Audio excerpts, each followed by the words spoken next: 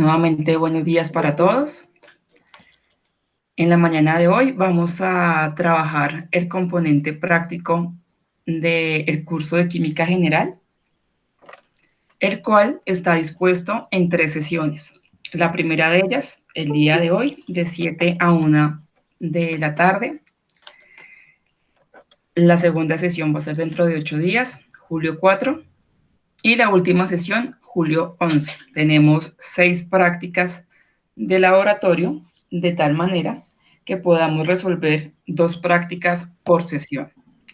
Lo ideal, muchachos, es que al terminar esta sesión del día de hoy, ustedes hayan terminado estas 2 prácticas, que ya tengan listo todo el informe, toda la parte de resultados, de análisis, conclusiones.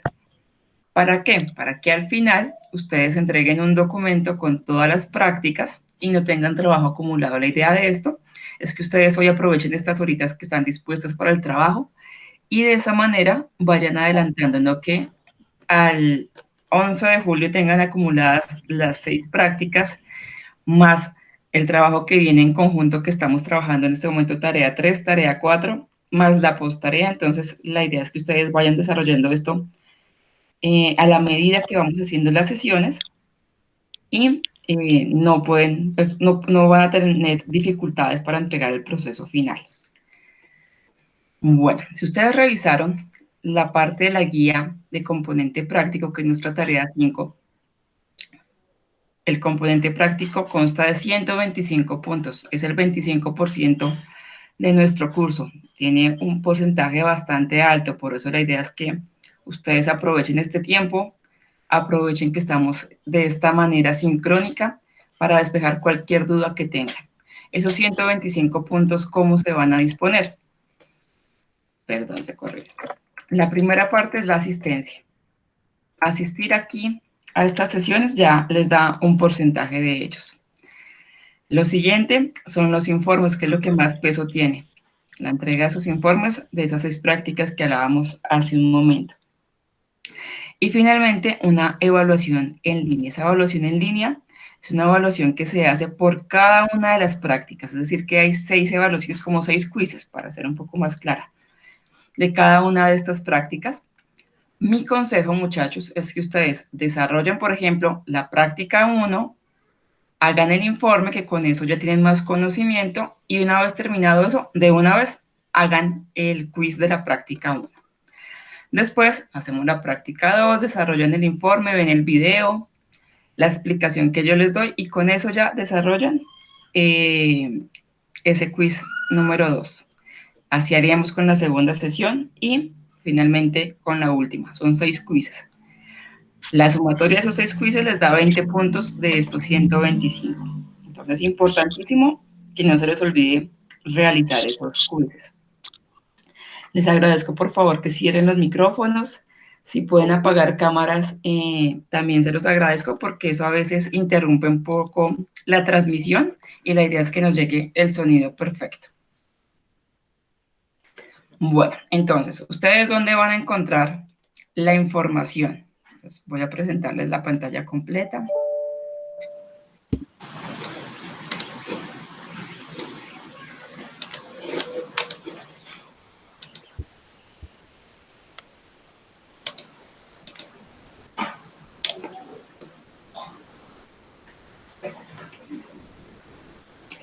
Listo, ¿ya están viendo mi pantalla?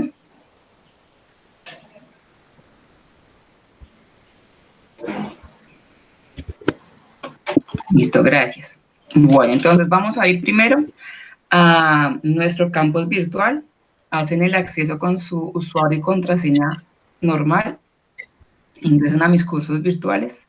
Y en este momento les debe estar apareciendo de esta manera sus cursos. Los cursos que tenían habilitados normales, y aquellos que tienen componente práctico, se habilitó una nueva área para el componente práctico. Entonces, en este caso es el componente práctico del curso de Química General. Ingresan ahí, y ahí, ¿qué van a encontrar? Van a encontrar un foro del componente práctico, donde están un tema de discusión, que en este caso es nuestro componente práctico, explicándoles el enlace de conexión, que va a ser el mismo para las 3 sesiones, el grupo de Skype, donde vamos a estar también acompañando de manera sincrónica y asincrónica, por ejemplo, en el momento que les contaba hace 5 minutos, donde ustedes van a desarrollar sus prácticas, su informe, y si hay dudas en ese momento, entonces me las hacen llegar a través de este grupo de Skype. Y también aquí van a encontrar, por ejemplo, el enlace de la grabación de la webconferencia, el enlace de grabación de esta reunión que estamos teniendo en este momento, aquí lo van a encontrar. Entonces, eso en cuanto al foro del componente práctico. ¿Qué más van a tener acá? Van a tener las guías para el desarrollo del componente práctico. Si hacen clic ahí, van a encontrar 3 documentos principales. El primero de ellos es el anexo formato de informe, el segundo es la guía para el desarrollo del componente práctico y el tercero, el protocolo de prácticas de laboratorio. El primero que deben abrir es el de la guía para el desarrollo del componente práctico. Entonces, en esta guía, ¿qué van a encontrar ustedes? Pues ahí lo que encontramos es básicamente un paso a paso de lo que deben hacer en general en las 6 prácticas de laboratorio. Entonces aquí está la temática de las 3 unidades, las actividades que deben desarrollar, por ejemplo, que ustedes debieron haber revisado ya el protocolo del componente práctico, que deben desarrollar un documento en Word o en PDF donde esté el resultado de los informes de laboratorio, que este documento es el que me van a entregar hacia el 14 de julio a más tardar, que deben realizar la evaluación final para cada una de las prácticas. Como les acabo de explicar, cada práctica tiene un quiz, así que deben realizarlo. Por favor, mi consejo es que apenas terminen de realizar esa práctica, de una vez hagan el enlace, porque tienen fresquitos los conocimientos y así no van a perder información. Entonces, seguramente van a sacar un mejor puntaje. También nos dice que la entrega del producto final se va a realizar en el entorno de seguimiento y evaluación de la tarea 5, es decir, de esta nueva aula que estamos realizando. Ahí es donde ustedes me lo van a enviar, no por el campus normal, sino a través de esta aula que habilitaron nuevamente. ¿Qué más tenemos aquí? Pues este producto final, que es el anexo formato informe, donde pues están los títulos de la práctica, el nombre de ustedes, fecha, resumen, las palabras clave, los objetivos. Bueno, esto ya lo vamos a revisar en un momento. Lineamientos generales y finalmente está la rúbrica, es decir, cómo los vamos a evaluar. Les contaba hace un momento que son 125 puntos. De aquellos, la asistencia les va a dar 15 puntos, es decir, 5 puntos por cada asistencia. Es decir, que ustedes que llegaron muy puntualitos en esta mañana ya tienen 5 puntos asegurados de este componente práctico. Y así, sí, asisten a las 3 sesiones siguientes. El desarrollo de los informes, entonces, también tienen un porcentaje muy alto.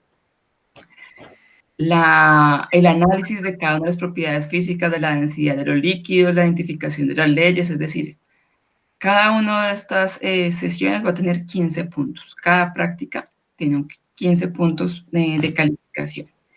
Y la evaluación en línea, es decir, los 6 quizzes que les contaba, en total esos 6 tienen 20 puntos. Esa es la forma como vamos a calificar y pueden encontrar la rúbrica, como les digo, en esta guía para el desarrollo del componente práctico. También van a encontrar, como les decía hace un momento, el protocolo guía de laboratorio. Este protocolo es donde está el paso a paso de cada una de las prácticas que vamos a realizar. Está tanto en formato Word como en formato PDF. Ustedes descarguen el que se les facilite. Entonces aquí ya se los tengo habilitado. ¿Qué vamos a incluir acá? Pues también la estructura de las 3 temáticas que trabajamos en química, las actividades a desarrollar, que es un resumen de lo que también ya leímos hace un momento. Abrí la guía y el protocolo. Pues aquí encontramos las guías, el manual de laboratorio de lo que vamos a trabajar el día de hoy y las próximas sesiones. Está la presentación, características generales, la descripción de cada práctica. Entonces aquí, por ejemplo, la práctica 1 la encuentran en la página 8 y la práctica 2 en la página 14, que son las 2 que vamos a manejar el día de hoy. 3 y 4 también nos indican dónde están, fuentes documentales y el anexo, donde están esos requisitos para realizar el laboratorio de química. Importante entonces que ustedes revisen las características que están aquí presentes. También importante que revisen cada una de las prácticas y en ellas los simuladores que vamos a utilizar. Mi sugerencia es que ustedes lo revisen, lean muy bien y donde diga que hay un simulador, un video, pues lo habiliten. Por ejemplo, aquí hay uno de los enlaces y acá abajo también está. La idea es que ustedes lo habiliten para verificar el acceso, porque si hay alguna dificultad, pues yo se las puedo solucionar en este proceso que tenemos sincrónico para que les ayude a despejar cualquier duda que tengan. Y finalmente, en este enlace que tenemos de las guías de desarrollo está el anexo formato informe. También está en PDF y en Word. Este anexo realmente es la manera como ustedes van a entregar sus informes de laboratorio. Entonces, por aquí ya lo tenía descargado en formato Word. Entonces, ¿qué van a encontrar ustedes? El formato informe de laboratorio. Permítanme un segundo, habilito el acceso a un compañero de ustedes.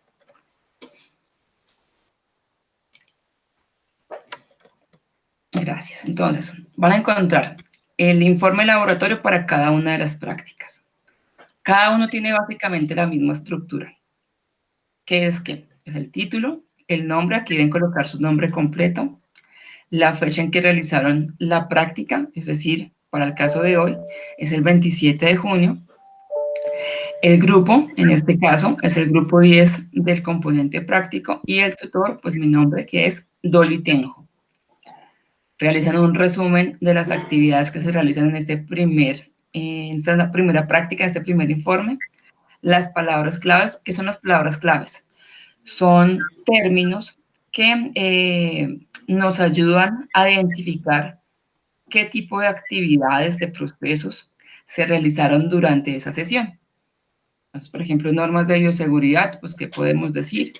El uso, por ejemplo, de gafas de bioseguridad, el lavado de manos, el etiquetado que hay en los envases químicos, reconocimientos de materiales, entonces podemos hablar de algún material de laboratorio que les llamó la atención. Eso irían en palabras claves. Va el objetivo de la práctica, una introducción, donde se da básicamente es un llamado de atención para que la persona que lea esto sepa brevemente de qué se va a tratar este informe. Un marco teórico, si se dan cuenta, no estamos pidiendo que sea extenso, realmente es algo muy corto. Entonces, por favor, no se desgasten tanto en escribir esta parte, cosas muy básicas, conceptos muy claros. Importante, por favor, que lleven normas APA. Entonces, cuando hablo de normas APA, por ejemplo, yo escribí aquí un texto, que lo tomé de alguna parte. Al finalizar, ¿qué hago? Entre paréntesis, escribo el nombre del autor, digamos que sea Martínez, y el año en que se editó ese documento, pues pongo que estamos 2015. Como yo puse aquí Martínez 2015, significa que esto que tomé de acá es de un autor, pero para conocer bien quién es Martínez, pues debo escribirlo aquí en las referencias bibliográficas completicas. Aquí debe aparecer Martínez y la inicial de su nombre, entonces digamos que fuera una J, el año en que se publicó ese documento que ustedes tomaron, el título, entonces, por ejemplo, que fuera un libro que se llama Química General, la editorial, digamos que fuera Norma, el país, bueno, ciudad y país, digamos que fuera Bogotá, Colombia, y tomamos las páginas, entonces en la parte de la APA me pide que yo coloque páginas con la inicial P y escriba la página que utilicé. De esta forma, estamos cumpliendo los derechos de autor, dándole un buen uso a la fuente que utilicé. Si aquí dice Martínez, aquí debe aparecerme la bibliografía completa. Si aquí me aparecen 5 autores, 5 referencias, aquí debo escribir de dónde tomé ese texto. Listo, eso por esta parte. La siguiente parte, entonces, tiene que ver con materiales y equipos utilizados en el simulador. Entonces, ¿qué materiales se utilizaron? ¿Qué simulador utilizaron? Eso iría en esta parte. En los resultados, entonces, con respecto a esta práctica 1, me dicen que los resultados de la discusión es que debo completar la tabla 1 de acuerdo con las instrucciones proporcionadas en el protocolo de práctica. Entonces, debo revisar en el protocolo qué me dicen los resultados. Y finalmente me pide las conclusiones y las referencias. ¿Dónde encuentran esta tabla 1? Pues es la página siguiente. ¿Qué me está pidiendo acá? Pues que dentro de la información que van a buscar ustedes, deben encontrar estos materiales que les piden ustedes. En ese simulador los van a encontrar, en un momento se los explico. Le toman una foto a ese elemento que encontraron en el simulador y deben escribir aquí el uso de este material. Entonces aquí en el Meyer, un vaso precipitado, un matraz, así para cada uno de esos elementos que se les está pidiendo. Eso con respecto a la práctica 1. Práctica 2, van a darse cuenta que es la misma estructura: nombre, fecha, resumen, palabras clave, los objetivos, introducción, marco teórico, materiales, resultados y discusión. Entonces aquí me piden qué debo poner en esos resultados y la discusión. Por favor, lean muy bien las instrucciones que están tanto en el protocolo como aquí en el anexo. Completar estas preguntas que están acá, conclusiones y referencias. ¿Se dan cuenta? Básicamente la misma estructura para cada uno de los informes. La idea, como les explicaba hace un momento, es que ustedes aprovechen hoy, en estas 6 horas que tenemos, para realizar la práctica y de una vez ustedes terminar este informe de práctica 1 y 2. No es necesario que me la envíen hoy. ¿Por qué? La idea es que ustedes al finalizar las sesiones prácticas, es decir, cuando ustedes terminamos el 11 de julio, tengan 3 días adicionales para entregar el informe completo. Es decir, las 6 prácticas, entregarlas en un solo documento. De tal manera que ustedes tengan plazo hasta el 15 de julio para que tengan 3 días adicionales para poder hacer ajustes a este documento y ahí sí poderlo entregar. ¿Dónde lo van a entregar? Pues nuevamente nos devolvemos al aula práctica. Estamos nuevamente, les recuerdo, estamos en el campus virtual, pero no en el aula que hemos trabajado durante todo el semestre, sino en un aula que nos acabaron de habilitar, que se llama Química General Componente Práctico. Ahí, entonces, estábamos viendo hace un momento que está el foro, esta guía donde están los 3 documentos principales y está aquí, componente práctico, entrega de la actividad. Aquí, solo por una vez, ustedes van a entregar un documento. ¿Qué cuál es? El informe de laboratorio de las 6 prácticas que vamos a realizar. Entonces, aquí lo enviarían ustedes. Como les digo, la idea es que ustedes lo entreguen el 15 de julio. ¿Por qué dice martes 21? Porque hay algunas sesiones con otros grupos que van a terminar mucho después que nosotros, entonces por eso se les habilita un poquito más. Pero para nosotros, para el grupo 10, la idea es que ustedes lo entreguen máximo el 15 de julio para poder hacer esa retroalimentación de la actividad. ¿Preguntas hasta esta parte, muchachos?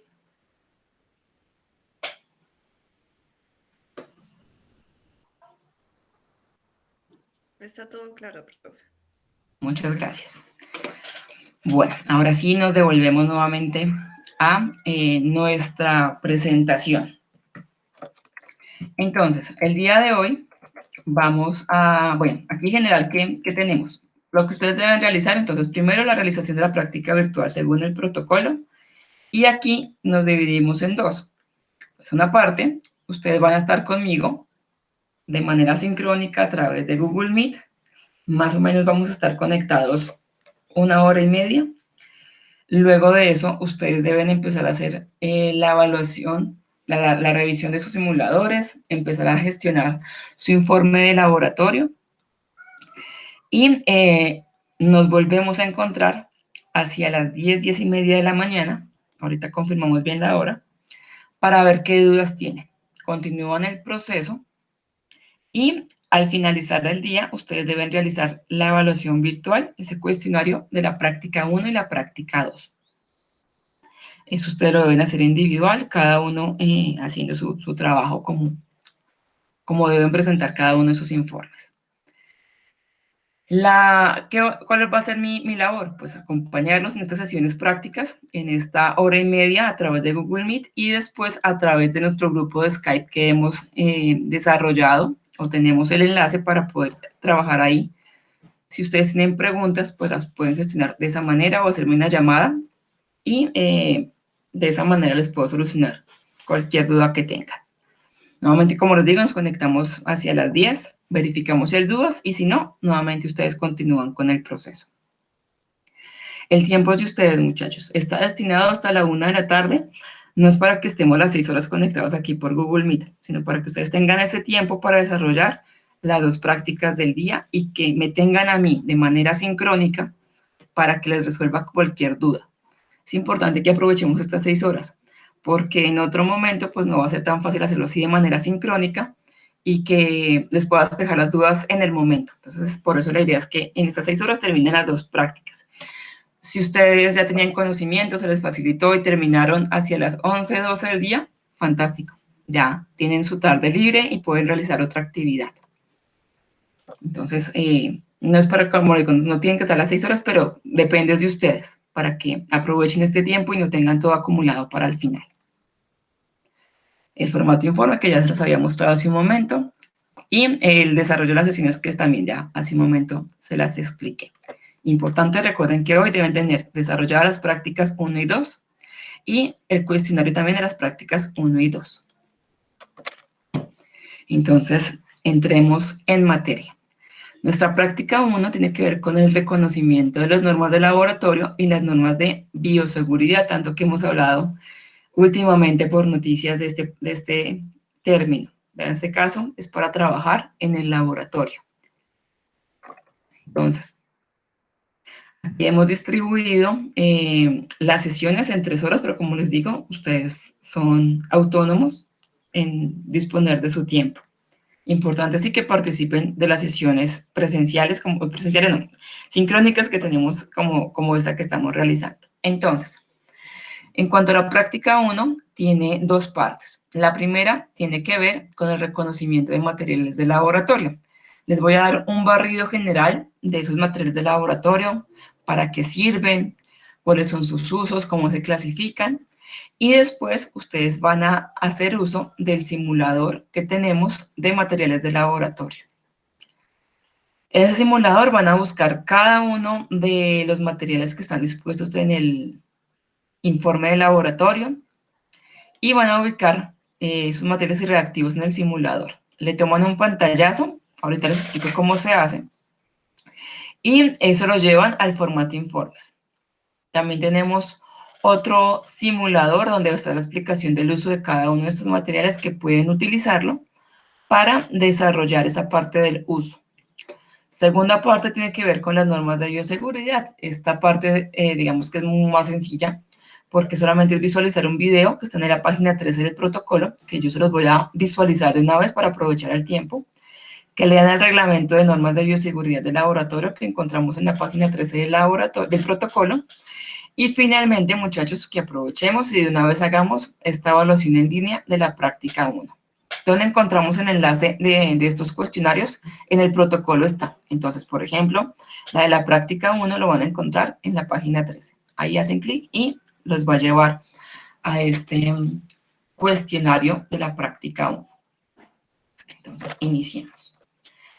Cuando hablamos de materiales de laboratorio, básicamente estamos hablando de utensilios que nos sirven para poder hacer experimentos, para poder determinar la cantidad de sustancias, el tipo de sustancias que hay presentes en una muestra.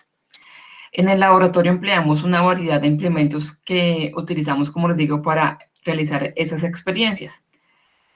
Hay 2 clasificaciones generales, una que depende del uso y la otra que es de acuerdo al material con el que están hechos esos materiales.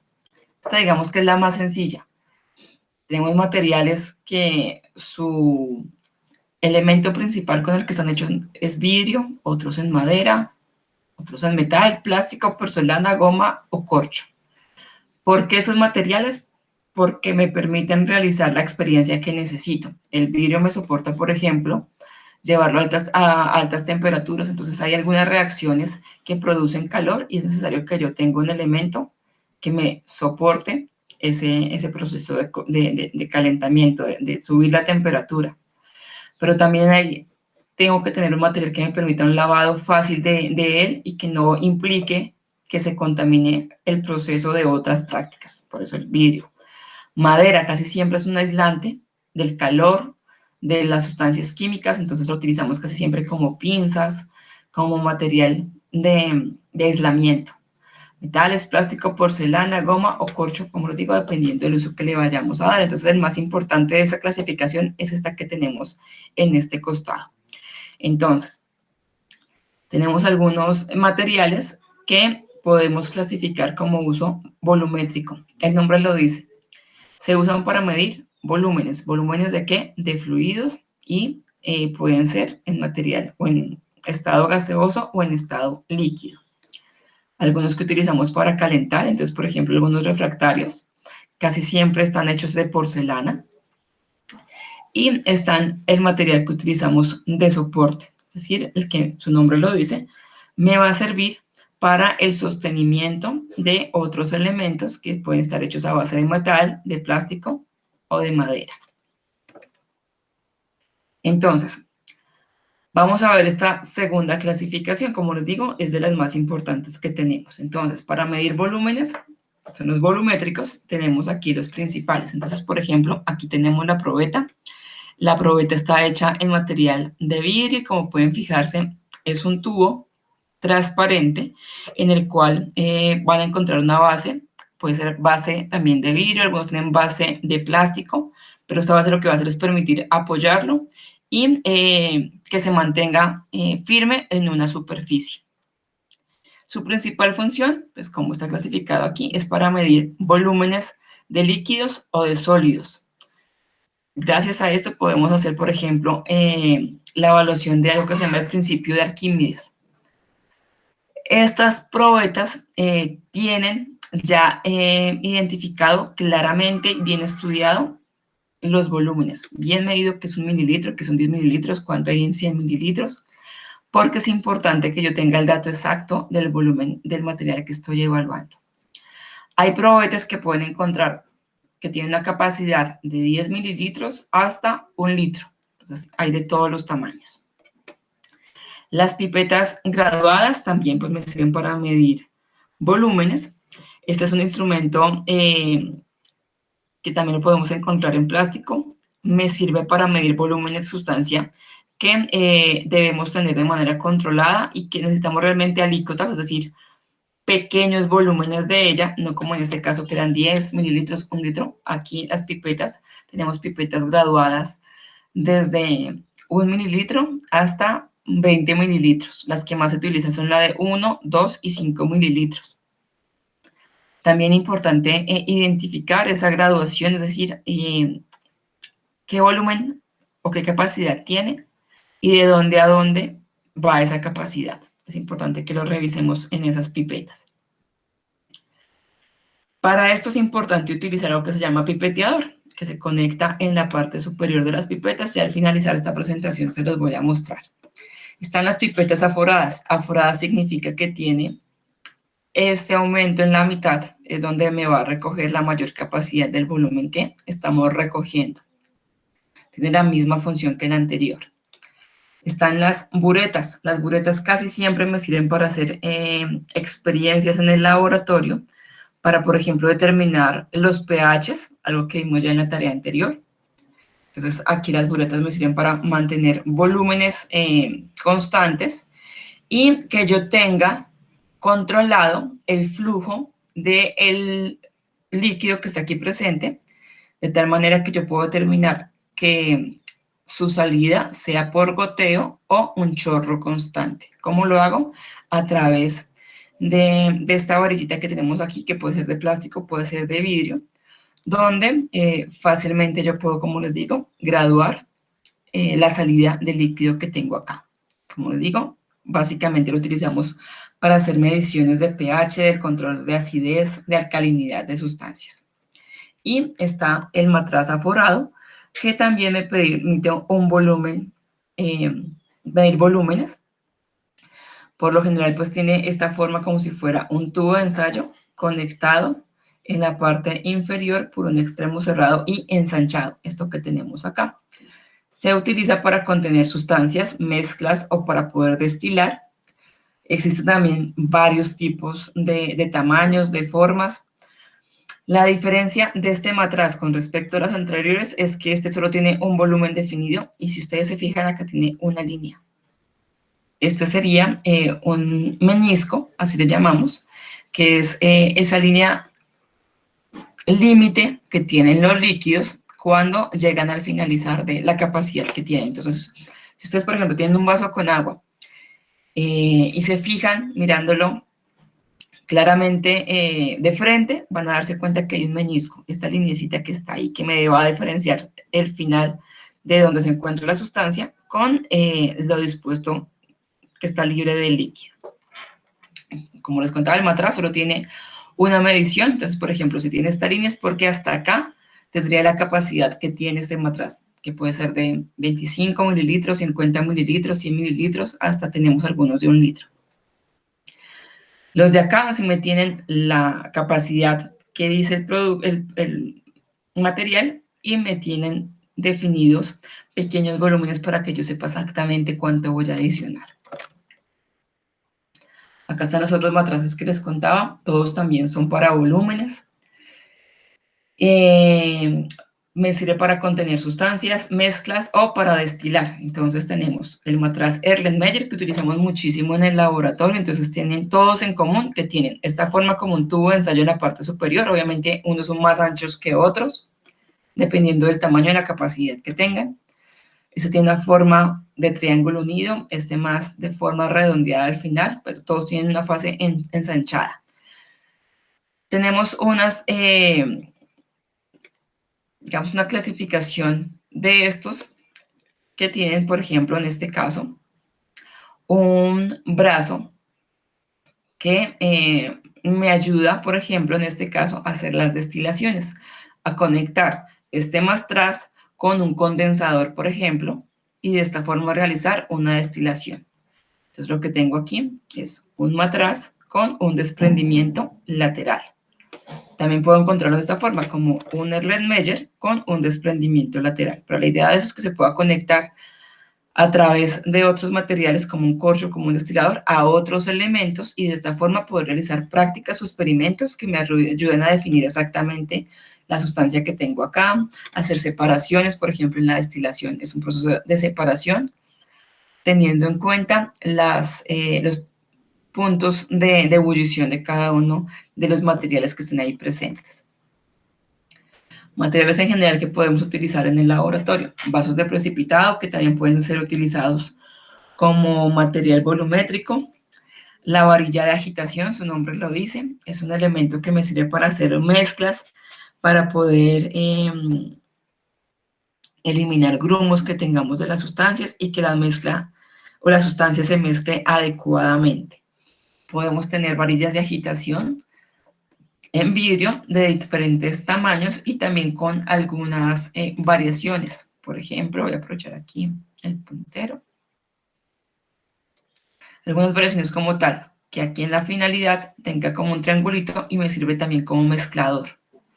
Los tubos de ensayos podemos tener de dos medidas generales, una que se llama de 10 por 150 y es que tiene una capacidad de máximo unos 9 mililitros, perdón, unos 5 mililitros y unos de 16 por 150 que pueden tener una capacidad hasta más o menos unos 15 mililitros. Hay algunos como este que tenemos acá, que no tienen tapa, y hay otros que tienen una tapa rosca.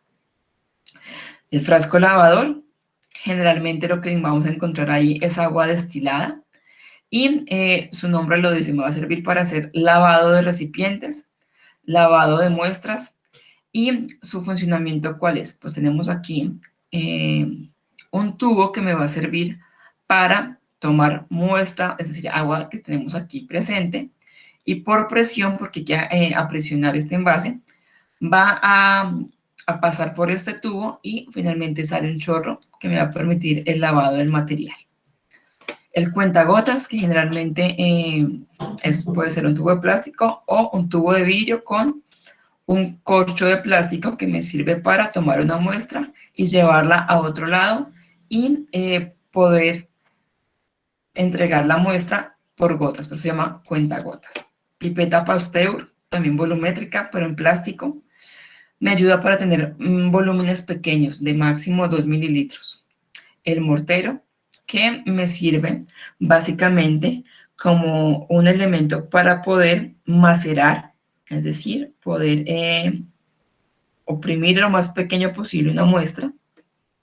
Está hecho de porcelana y, como les digo, la idea es que podamos macerar una muestra.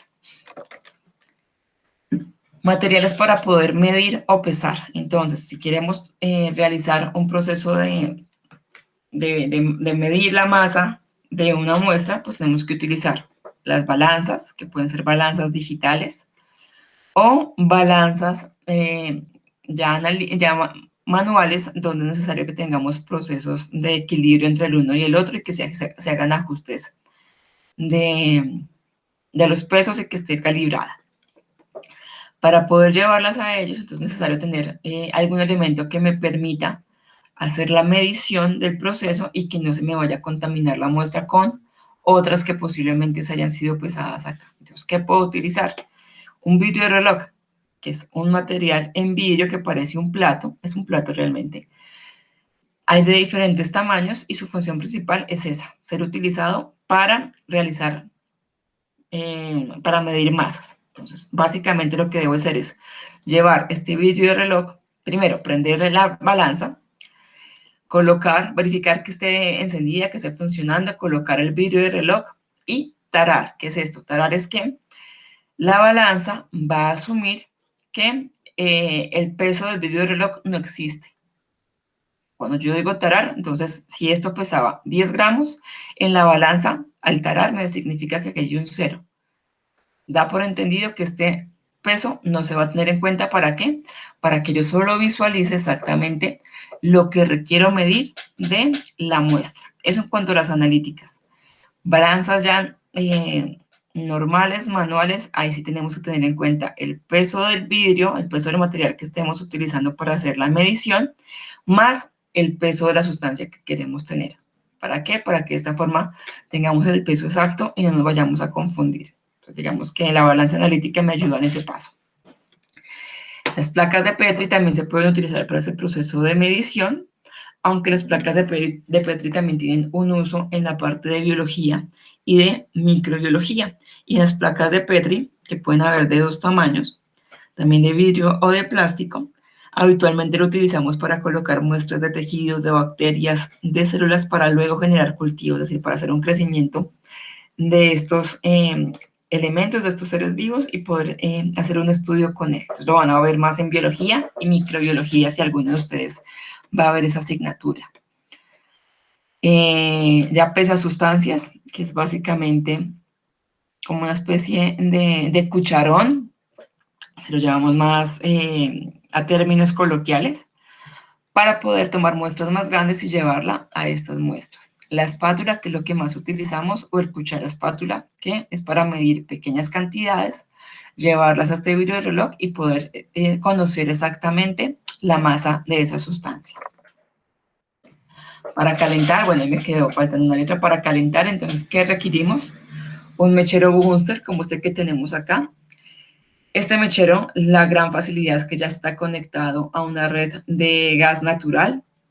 Importante, muchachos, que siempre revisemos la conexión, que revisemos que esté cerrado el registro y cuando lo vayamos a utilizar lo podamos habilitar, pero es importante que revisemos que esté cerrado para que no haya escapes cuando ya no lo estemos utilizando. Entonces, cuando lo vayamos a utilizar, verificar que esta llave esté abierta. En este caso, se abre el mechero gracias a esta perilla que ustedes ven en este costado. Con ayuda de un briquet o un fósforo se enciende ya la mecha Y con este objeto que tenemos acá, que como pueden darse cuenta, tienen unos botones, realmente no son botones como una ventana, esto nos sirve para darle ventilación. Recordemos que cuando estamos encendiendo fuego, el fuego necesita, la combustión necesita de un material combustible, que en este caso sería este gas natural, gas propano, gas que están utilizando para el proceso de combustión. Necesita de una llama, que se la estaríamos dando con el mechero, con el fuego, y además de oxígeno. El oxígeno es necesario para que se haga la combustión. Entonces, el oxígeno se lo vamos a dar a través de esta ventana de ventilación y también el oxígeno presente en esta área. Si han visto en algunas propagandas, siempre nos dicen que tenemos que verificar que la llama esté azul. ¿Por qué? La llama azul significa que está haciendo una muy buena combustión del gas que estamos trabajando acá. Una llama amarilla significa que hay un mal proceso de combustión, que se están generando otros gases y nos pueden hacer daño. Es importante verificar que esté la llama azul. ¿Cómo puedo graduar que esté la llama azul? Con esta varilla de ventilación, moviéndola suavemente hasta que ubiquemos que esté la llama azul. Cuidado con eso, al ser una llama azul, a veces uno no la ve. Entonces, ser conscientes de que estoy utilizando el mechero, de que está encendido, y estar pendientes de que está todo el tiempo haciendo la combustión. Cuando no lo utilicemos, pues nuevamente con la varilla cerramos aquí el mechero y también verificamos que la perilla de conexión también esté cerrada para que no haya escapes cuando no lo estemos utilizando. Si no llegáramos a tener esto, porque no hay una conexión, porque no tenemos el equipo, te podemos utilizar también mecheros de alcohol, que en este caso el agente de combustión va a ser el alcohol, casi siempre es alcohol, etanol, isopropílico o metano, o metanol, conectado a un mechero y a esta cuerda que va a ser la parte de absorción del alcohol y va a mantener la mecha encendida. Para poder tomar el material y no quemarnos, es importante siempre utilizar las pinzas de crisol, parecen unas tijeras, pero al finalizar, si ustedes se dan cuenta, tiene una punta hacia arriba, que es la que me va a ayudar o me va a permitir tener contacto con el material y que no nos vayamos a quemar. Entonces es importante el uso de estas herramientas. ¿Qué más tenemos que utilizar? El crisol, por ejemplo, o las cápsulas de porcelana. Estas dos son muy útiles para poder realizar la cocción, el calentamiento de los materiales que estemos utilizando. Son muy buenos en mantener el calor sin que se vaya a estallar.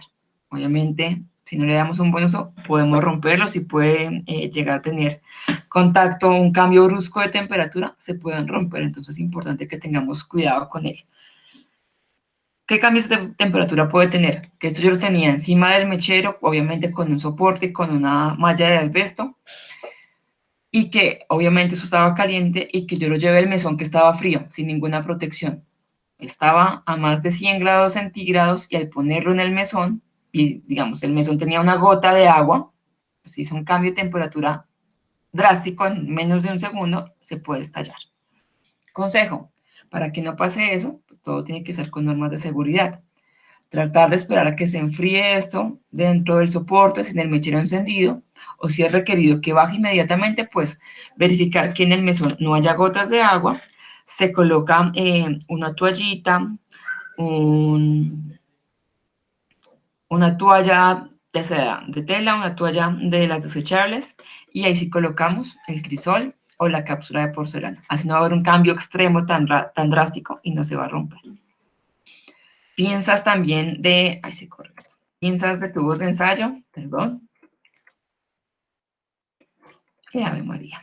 Y las mallas de asbesto. Las mallas de asbesto se están dejando de utilizar debido ya a que tenemos pues normas donde conocemos que el asbesto puede producir cáncer de pulmones. En ese momento lo que más estamos utilizando son planchas de calentamiento que nada tienen que ver con el asbesto. Básicamente es como una estufa, pero en la parte superior tiene una parte de aluminio que va a mantener el calor y no tenemos que utilizarlas. Pero pues, si alguna vez las ven, pues para que las conozcan, no las asbesto, me sirven para calentar materiales. Lo ideal es no utilizarlas, pero pues es bueno que lo conozcan. Material refrigerante. Hace un momento les hablaba de la destilación y que teníamos matraces o Erlenmeyer con desprendimiento lateral. ¿A dónde iba ese desprendimiento lateral? Pues va conectado, por ejemplo, se los vuelvo a dibujar. Teníamos el Erlenmeyer que tenía un tubito de desprendimiento lateral. Este tubo de desprendimiento lateral va a ir conectado a esta parte de estos refrigerantes. Puede ser refrigerantes rectos, como este que va al tubo, si se dan cuenta, completamente recto de un extremo al otro, que va a ir acá. ¿Cómo se refrigera? Pues a estos extremos va conectadas unas mangueras de agua, una de entrada, otra de salida, donde vamos a llevar el material que tenemos acá a hacer cambios de temperaturas, va a hacer cambios de estado de la materia, porque inicialmente en este Erlenmeyer va a estar en estado líquido, se va a poner en un mechero para llevar a cocción. Cuando llegue al punto de ebullición, pues esto va a generar vapores. Aquí debe tener un corcho para que no se escape. Estos gases, pues como no tienen salida, la única salida que tienen es por este tubo de desprendimiento lateral y van a ir hacia este condensador, hasta este refrigerante. Está en estado gaseoso. Cuando llegue acá y tenga el contacto con agua fría, porque aquí pueden estar a 60, 80, 100 grados, 102 grados centígrados, cuando tenga contacto con esta agua, pues lo que va a ocurrir es que va a pasar, primero estado líquido, estado gaseoso, va a pasar a una condensación. De estado gaseoso va a pasar a formar goticas de ese líquido que se está conteniendo y al pasar por este tubo, pues le da la facilidad de hacer la conversión completa de estado gaseoso a líquido, esa condensación, y al finalizar aquí van a caer las goticas de esto que se había ya evaporado para poder conocer exactamente el volumen de esa muestra que teníamos ahí. Entonces pueden ser refrigerantes rectos, refrigerante de bolas, como esa que tenemos acá, o en serpentín, que básicamente es como un rodillo sin fin, lo que tenemos acá. Entre más área tenga para poder hacer esa parte de condensación, pues va a ser mucho mejor, pero los tres son muy buenos refrigerantes.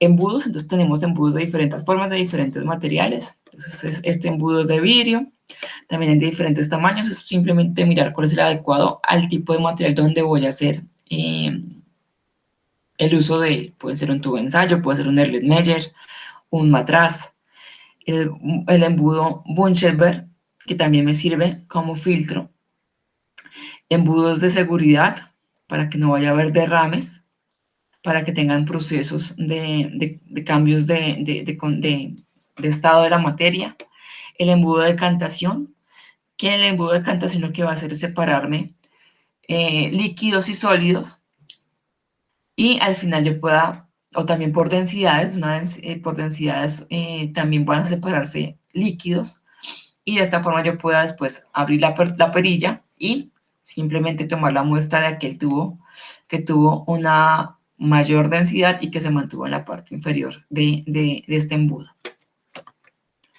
De soportes, básicamente puede ser para un calentamiento o para hacer, por ejemplo, cuando queremos soportar una bureta que les contaba al principio que me sirve para hacer mediciones de pH.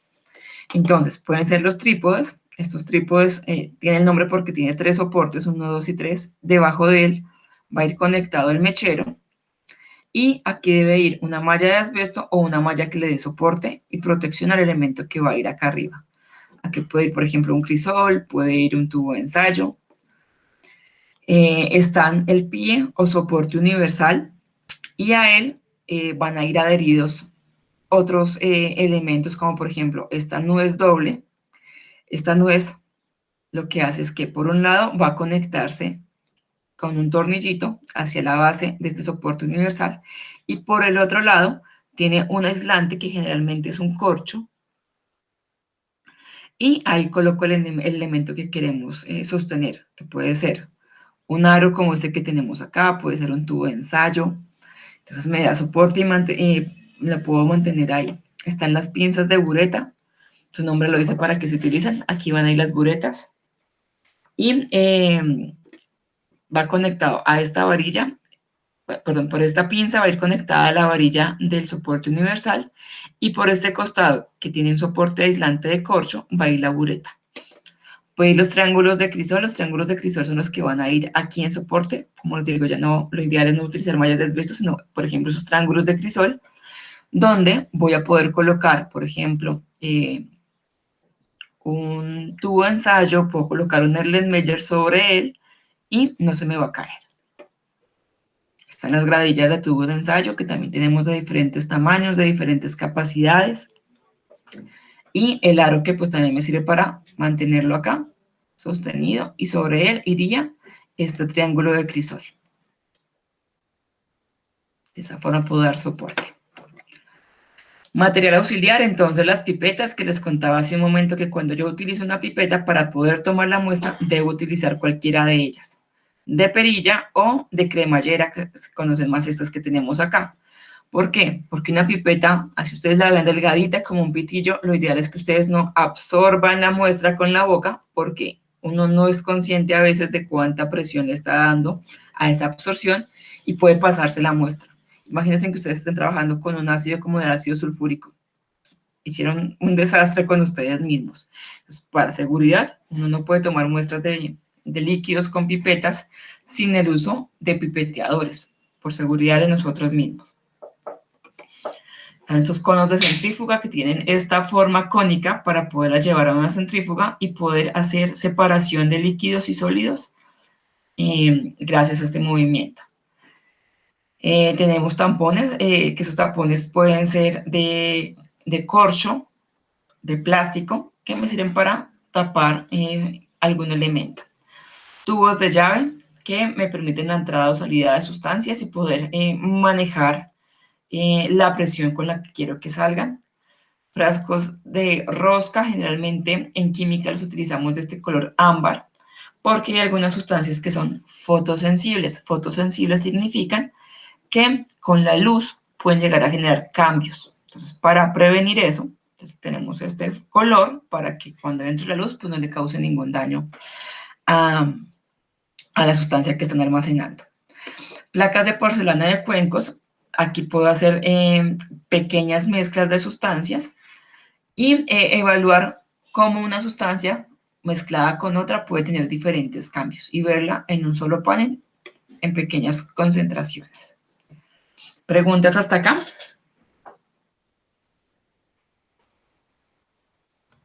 Profe, Dime. ¿esas moscas son las que se utilizan para la agitación? Ah, perdón, sí me faltan las moscas. Sí, señor. Son para la agitación o en ocasiones también como para hacer maceraciones. Me faltó, sí, señor, este de acá. Muchas gracias. ¿Alguna otra pregunta?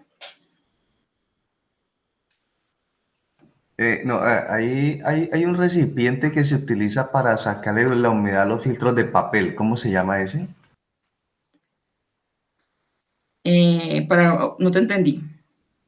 Hay un recipiente que se utiliza en laboratorio que tiene como unas piedrillas. No sé qué sea eso.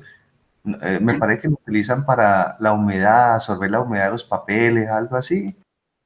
Sí, señor. Son procesos de separación de membranas con un papel que se llama Whatman y es un deshumificador. Ese es el nombre que tiene. Básicamente lo que se hace es el secado de elementos como un papel y separarlo de otras sustancias. Entonces, si quiero contener o conocer un sólido, su peso sin humedad, se utilizan ese tipo de deshumificadores. Es el que tú estás preguntando. ¿Eso tiene algún tiempo de residencia estipulado? Depende de la sustancia y del uso.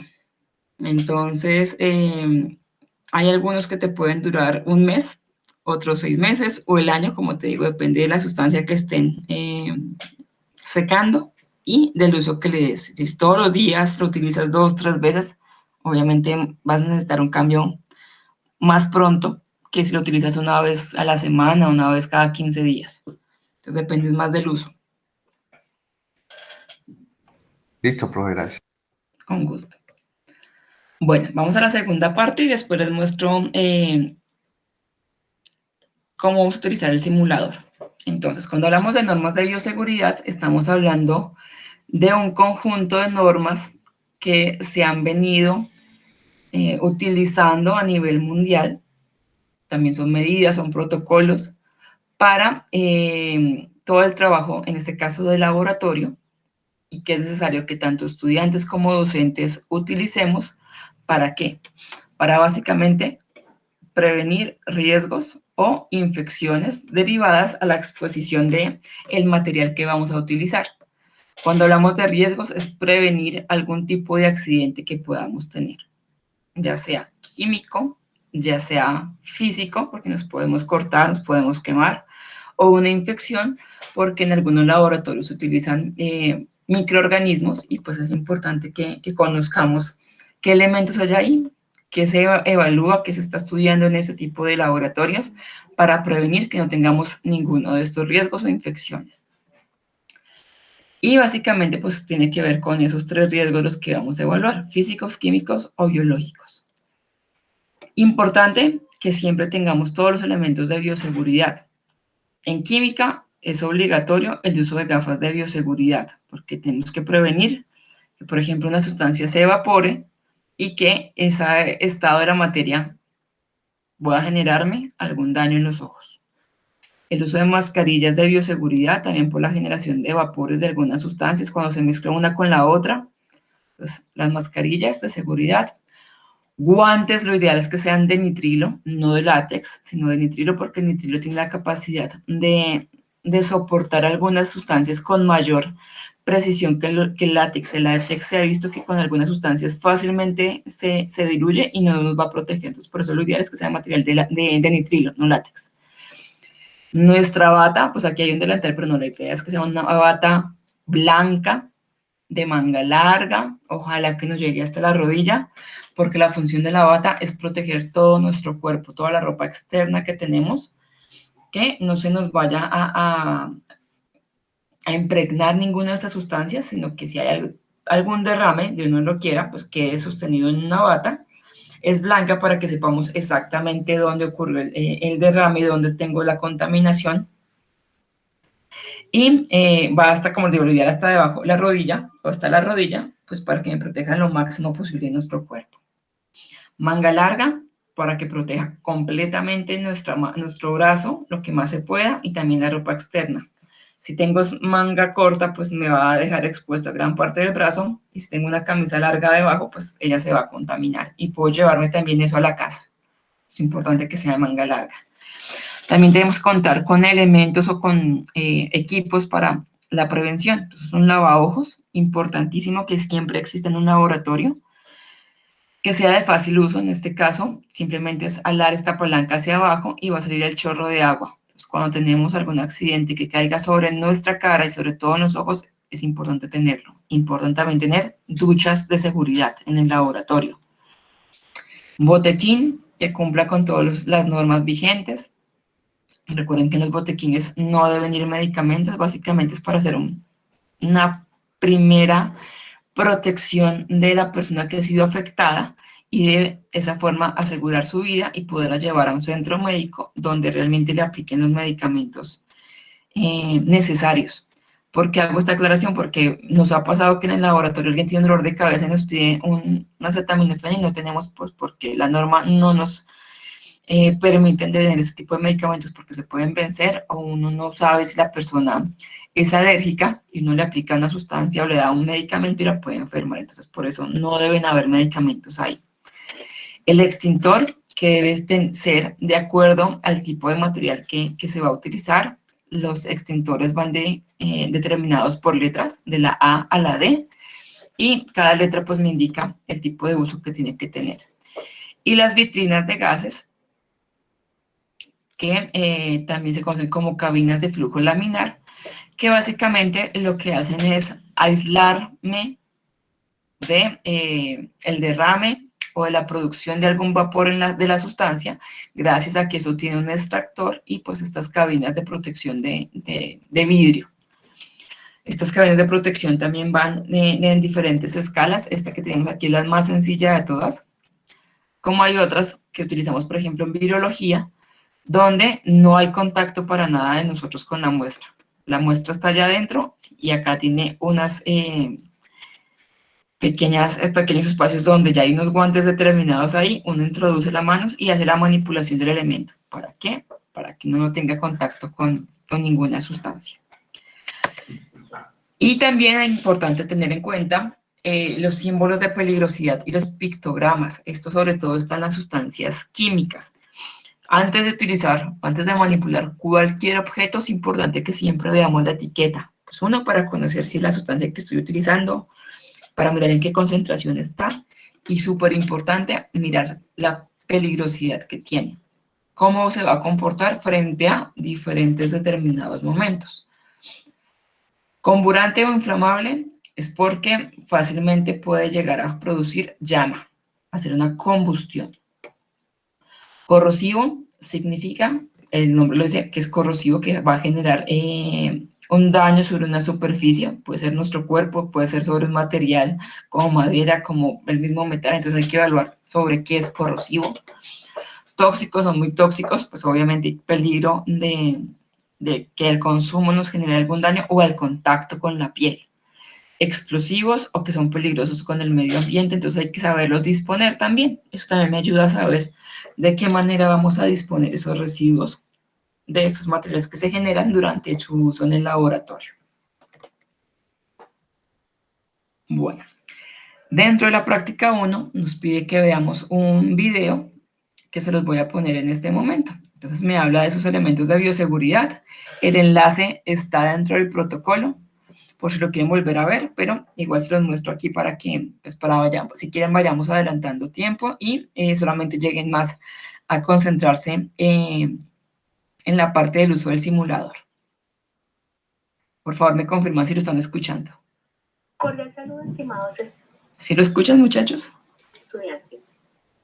En este objeto virtual de información. Se escucha bajito, entrecortado, aquí donde estoy yo, ¿no? Tengo que subirle aquí el volumen. Vamos a hablar acerca de la bioseguridad. ¿Mejor? Sí. Listo. Cordial saludo, estimados estudiantes.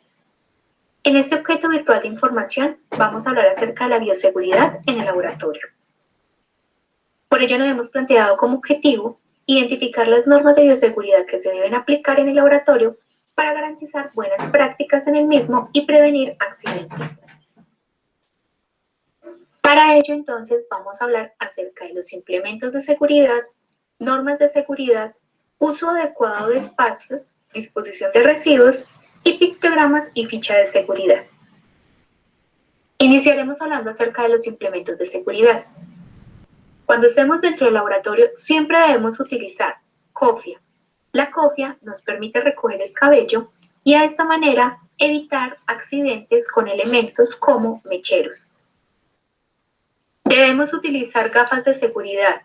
Esto evita que tengamos algún contacto con sustancias que puedan generar daños en nuestros ojos. La bata debe ser blanca, manga larga. Blanca porque nos permite identificar si tenemos algún tipo de derrame y debe ser manga larga porque siempre estamos trabajando sobre superficies. Y estas superficies pueden tener contacto o pueden estar contaminadas con sustancias que son corrosivas y pueden generar daño en nuestros brazos. Además, la bata debe ser larga. De esta manera se tiene una protección sobre la mayor parte del cuerpo. El tapabocas nos permite estar aislados o no ser contaminados de gases tóxicos o inhalar estos gases tóxicos. Los tapabocas generalmente tienen un filtro de carbón que evitan que estos gases lleguen a tener contacto con nosotros. Y finalmente debemos utilizar siempre guantes de nitrilo.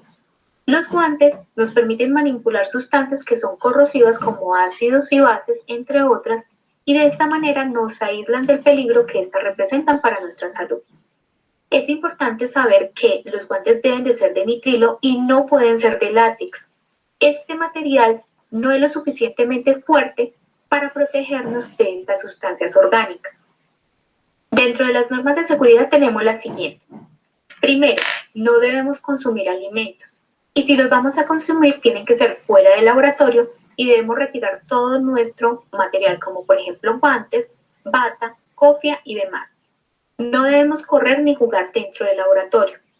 No debemos hablar por celular ni enviar mensajes, ni recibir mensajes. Podemos tener las manos impregnadas de alguna sustancia y generar un accidente. Siempre debemos tener ropa adecuada y cómoda, es decir, zapatos cubiertos que sean planos. Y además, no debemos utilizar ni vestidos ni faldas. Siempre debe utilizarse un pantalón largo, preferiblemente que sea jean, dado que este material permite tener una mayor resistencia en dado caso que tengamos algún derrame.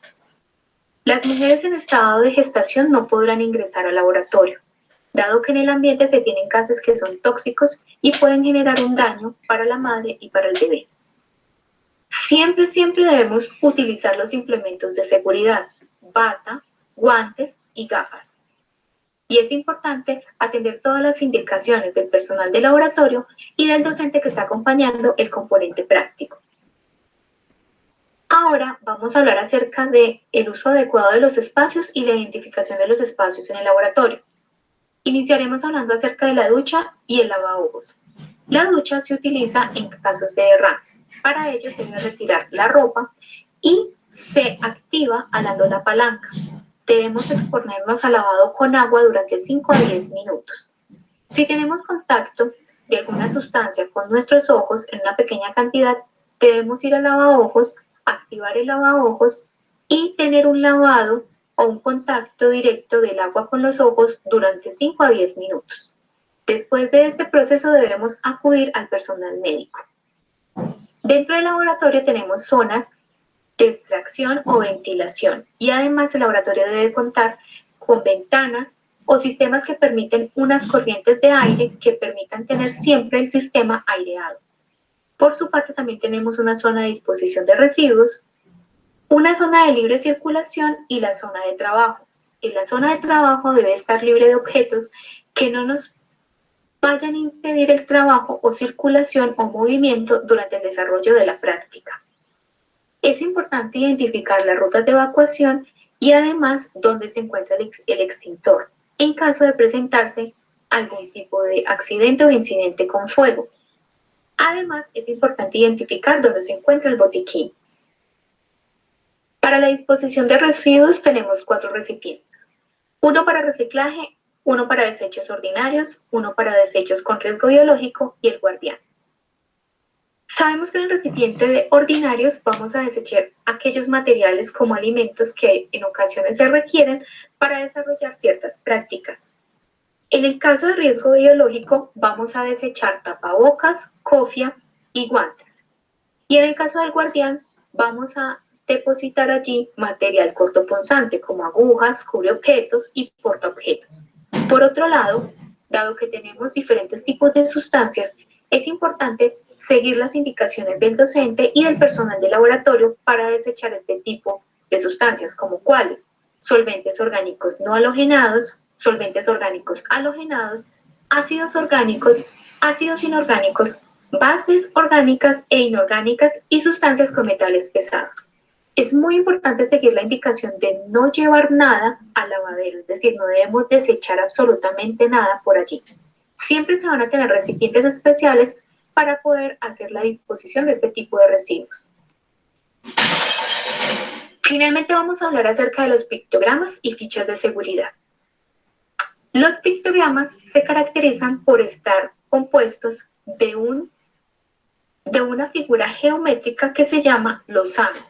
Dentro de este losango tenemos un icono que es característico del tipo de sustancia y además en la parte de abajo el nombre. De esta manera tenemos pictogramas para sustancias que son explosivas, inflamables, oxidantes, tóxicas, irritantes, que generan un peligro para la salud humana, que tienen presencia o son un gas presurizado, si son sustancias corrosivas o si generan un daño al ambiente.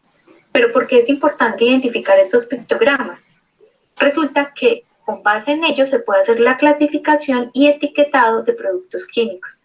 Además, vamos a saber con qué tipo de sustancias estamos trabajando. Por su parte, la ficha de datos de seguridad nos permite identificar y saber las propiedades físicas y químicas de las sustancias que estamos manipulando en el laboratorio.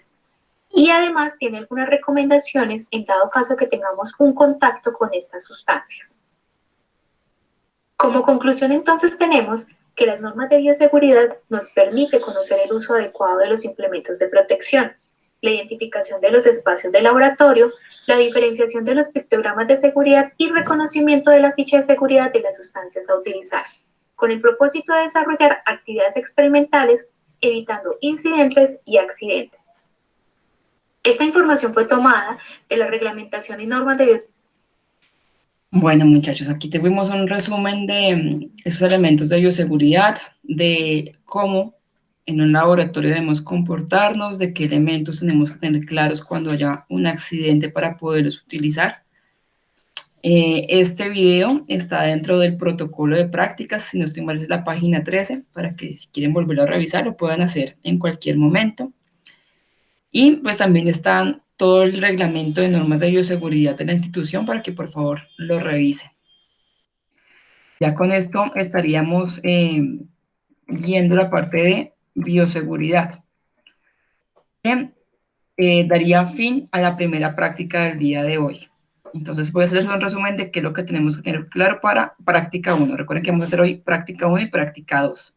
Entonces, ya vimos la teoría de las dos partes de la práctica 1, que es reconocimiento de materiales de laboratorio y las normas de bioseguridad. Entonces, primero vamos a hacer la parte de reconocimiento de material de laboratorio.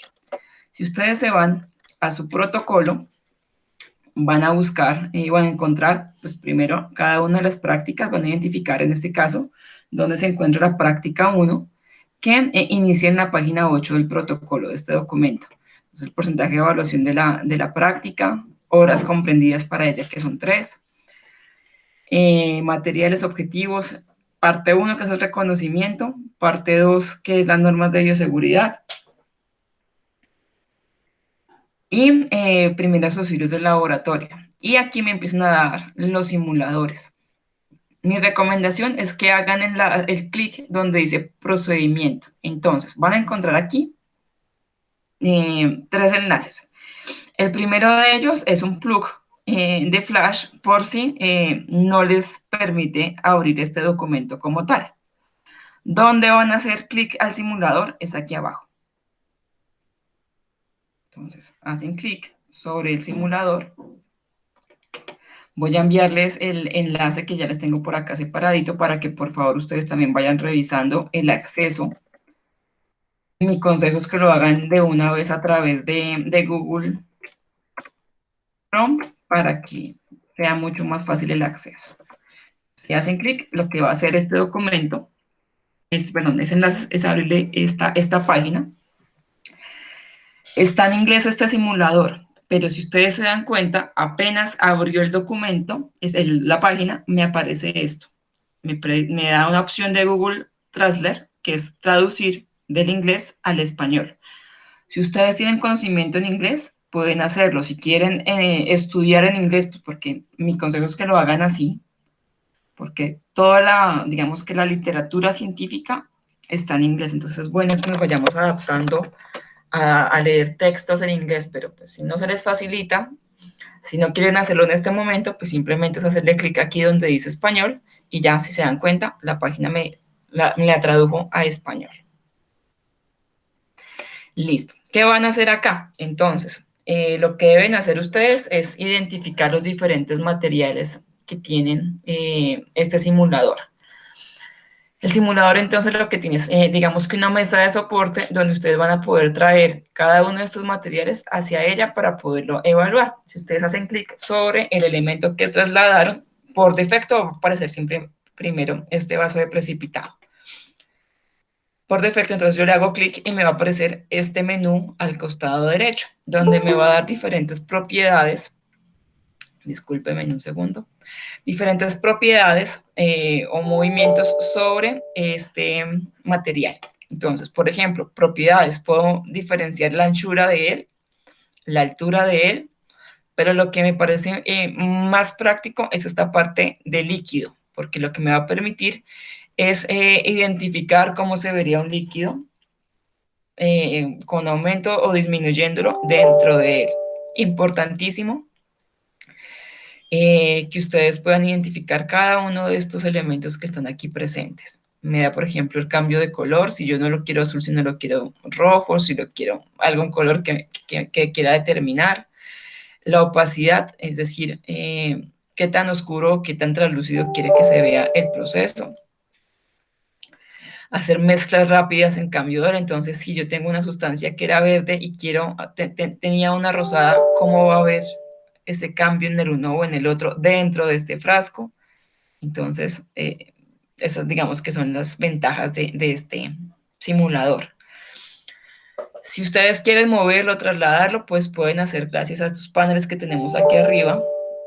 Permítame un segundo. Listo. Aquí arriba entonces tengo una flecha para seleccionarlo y para poderlo movilizar. O este panel de espacio de trabajo que me va a permitir fácilmente mover todo el elemento. Si es la flecha solita me dejas mover solamente un elemento. Estas 4 flechas pan de espacio de trabajo, que dice acá, me permiten movilizar casi todo. Pueden deshacer o rehacer los movimientos que tenían con estos botones. Pueden cortar, pegar, cortar, copiar o pegar cualquier elemento de los que tienen ahí o eliminarlo. Entonces, por ejemplo, ya evalué este vaso de precipitado y no quiero trabajarlo más, pues lo que hago es ir a esta canequita y eliminarlo. Entonces, no, quiero ahora trabajar con el Erlenmeyer, pues lo que hago es hacer presión sobre el Erlenmeyer, hago clic sobre él y lo traslado sobre la mesa, o simplemente lo que hago es un clic sobre el espacio. Entonces, nuevamente, quiero mirar ahora es un matraz de volumen, entonces solamente lo que hago es clic sobre él y me aparece nuevamente en pantalla. ¿Se acuerdan que les decía que estos matraces tienen un menisco donde me dice la capacidad? Si es hasta acá, y esto era de 100 mililitros, hasta acá hay 100 mililitros. Entonces me da la capacidad, por ejemplo, si tengo un líquido y quiero adicionar, ¿qué pasaría si pasa de un lado al otro? Lo ideal es que yo llegara hasta donde está ese menisco para poder hacer la capacidad. Hacer mezclas también me deja. Si ya no quiero trabajar con él, nuevamente me voy aquí, elimino lo seleccionado y ahora lo que quiero mirar son lavabotellas, que es el mismo frasco lavador que mirábamos hace un momento. Entonces aquí lo tenemos y poder hacer desplazamiento sobre él. Entonces, digamos que esa es la facilidad que me deja. Puedo trabajar con varios elementos a la vez para poder hacer movimientos, para poder armar, por ejemplo, una mesa de destilación completa, podría hacerlo en este caso.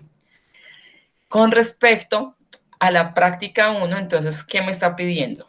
Entonces, práctica 1 me dicen que pues debo llenar todos los espacios anteriores, pero sobre todo esa tabla 1 que me está pidiendo ya específicamente ya un material y unos equipos determinados. Entonces, ¿qué voy a buscar? Por ejemplo, los Erlenmeyer. Entonces, me dice Erlenmeyer, pues me voy, pues elimino estos para que no me confunda. Y busco el Erlenmeyer. Aquí está, hago clic y este es el elemento que vamos a trabajar. Como les digo, ustedes pueden trabajar, si quieren cambiar la capacidad de cada uno de ellos para ver cómo se ve, si aumenta o si disminuye la cantidad de líquido que se encuentra en él, si hay líquidos, si hay mezclas, pueden jugar ustedes como quieran con él. Pero para este caso, para poderlo trabajar, entonces, por ejemplo, si ya quieren llevarlo a su informe, pues lo tienen ahí y le dan cortar o copiar. Que pueden también hacerlo con control C o con control X si quieren cortar, copiar, control C. Ya está copiado, entonces nuevamente nos vamos hacia nuestro informe de laboratorio, hago clic donde quiero trabajar y con control V se va a pegar uno en la página, bueno, aquí se me pegó la página, no quiso dar el espacio. ¿Qué pueden hacer también? Descargarlo. ¿Dónde lo descargo? Acá. Entonces tengo señalado lo que quiero, lo descargo, digo en qué tipo de formato lo quiero. En este caso me dice que puedes descargarlo en formato de archivo JPG, PNG o SVG. Mi consejo es que sea JPG o PNG, cualquiera de estos dos pueden utilizarlo. Y aquí ven el documento. Aquí lo descarga completamente tanto el mesón como la sustancia que querían trabajar. Si lo hicieron de esa manera, descargándolo, entonces, ¿a dónde van a ir ustedes? A insertar. ¿Insertar qué? Una imagen. Lo buscan en descargas y aquí está el documento. Le doy insertar. Estando ahí en insertar, ustedes si quieren lo pueden recortar aquí. Aquí cuando aparece la imagen me abre una nueva pestaña que dice formato y aquí me aparece la opción de recortar.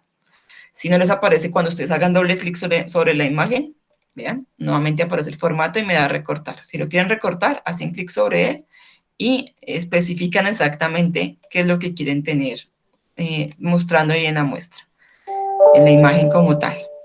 Lo pueden ampliar un poco y listo. Importante que siempre le digan de dónde viene. Entonces, fuente o tomado de, y pues la página que estamos utilizando, que en este caso es chemix.org. Entonces, lo pongo acá, fuente, y siempre debo colocar de dónde tomo la referencia.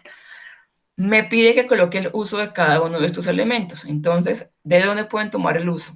Entonces, dentro del protocolo, también me aparece este enlace para material de laboratorio. Ustedes pueden hacer clic sobre él y les abre esta página donde están los materiales de laboratorio y me dice, por ejemplo, que el vaso de precipitado tiene la función de ser utilizado para disolver sustancias. Aquí está el LED medio, entonces se utiliza para volúmenes, para recoger líquidos. Entonces, de esa forma pueden desarrollar práctica 1. ¿Cómo más pueden tomar el pantallazo de los elementos que estamos utilizando? Entonces, nuevamente, van acá al simulador y todos los computadores de Microsoft tienen aquí en el buscador una opción que se llama recorte. Entonces, pueden colocar ahí recorte y ya aparece herramienta de recorte. Aparece esta opción, esta ventanita y le digo nuevo y me remite a donde yo quiero cortar. Entonces yo le puedo dar nuevo y quiero que exclusivamente me haga corte de esto que está acá. Si se dan cuenta ya me dice, me tomó el pantallazo de lo que yo le di como opción. Y le digo archivo, guardar y si quiero guardarlo, le digo dónde es. O simplemente por el hecho de haber dicho nuevo, haber señalado la opción o la parte que yo quería recortar, ahí ya lo tengo, digamos que copiado. Simplemente es ir a donde lo necesito y darle control V, que es pegar, y ahí tengo nuevamente el documento sin tener que haber hecho recorte ni nada de eso. ¿Preguntas de esta parte? No, profe. Listo, gracias. Entonces, la idea de acá es que ustedes aprovechen el simulador, busquen estos elementos, estos materiales que están acá, le coloquen el uso con la opción de la segunda página que nos ofrece el protocolo y terminar de hacer el informe como tal. Bueno, ahora iríamos a la segunda práctica. Bueno, ¿qué nos queda faltando acá? Con normas de bioseguridad, pues nos piden visualizar el video que ya les mostré y revisar el reglamento de normas de bioseguridad que están en la página 13 del protocolo. Cuando terminen estas dos partes, por favor, realicen el cuestionario que se encuentra en la página 13 del protocolo. Me voy a remitir al protocolo para que miren dónde está. Estoy en el protocolo. Aquí está todo lo de normas de bioseguridad, todo lo que hemos hablado, y en rojo claramente me dice evaluación en línea práctica 1. Mi consejo es que cuando terminen esto, sobre todo este cuestionario es más de normas de bioseguridad. Si quieren vuelven a verse en el video, leanse el reglamento y ahí le dan clic sobre el link de evaluación. Mi consejo es que hagan control clic para que les abra otra pestaña y ahí realizan el cuestionario como tal. Ahí.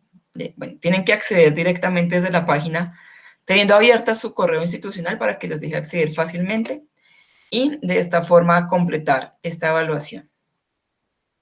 Listo. Ahora iríamos a la segunda práctica, que es el de medición de propiedades físicas de los elementos sólidos y químicos. Aquí también vamos a utilizar un simulador. Primero, como hice ahorita, les voy a explicar rápidamente la parte teórica y miramos el simulador.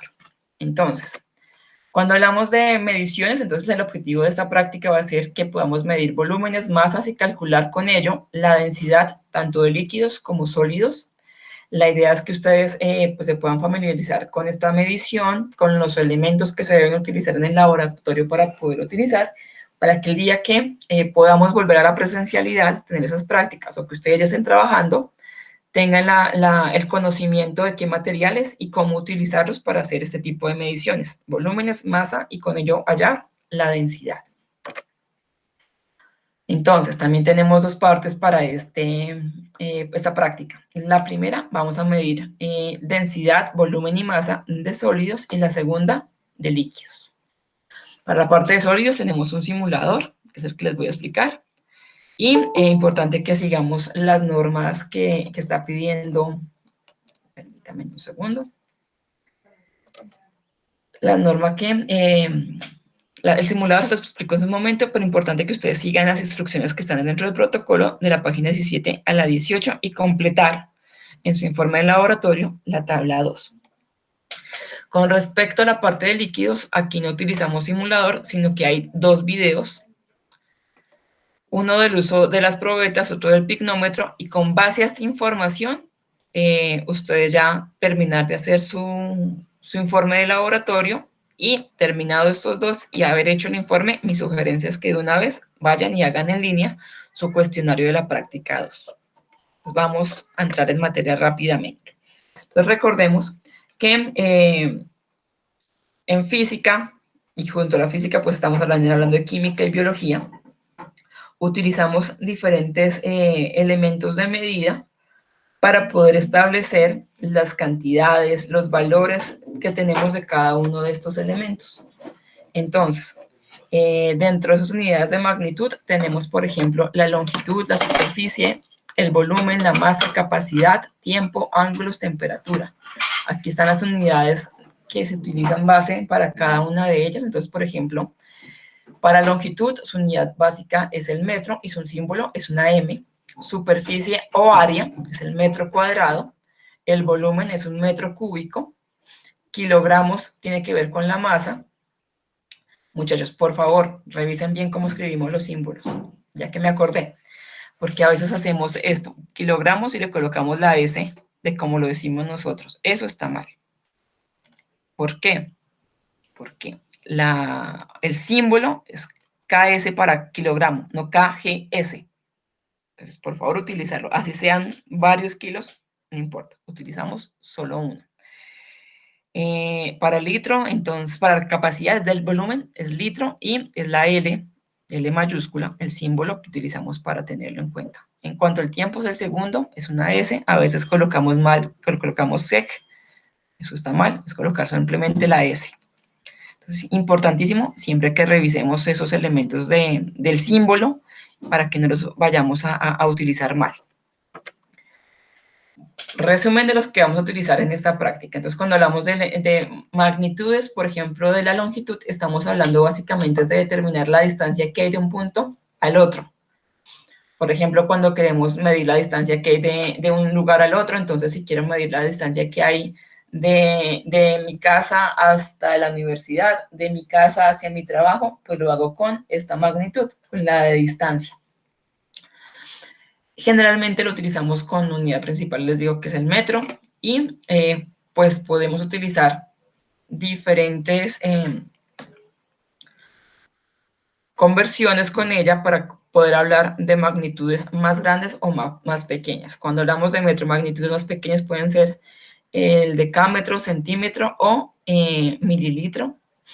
Más grandes pueden ser hectómetros o kilómetros. Entonces, depende del elemento que queramos utilizar y el tamaño.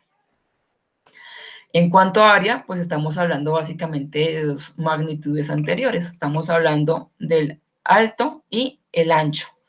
Dependiendo de la figura o el elemento que queramos averiguar el área, pues tenemos diferentes formas de hallarla, pero básicamente hablamos de dos magnitudes, como les digo, de largo y ancho.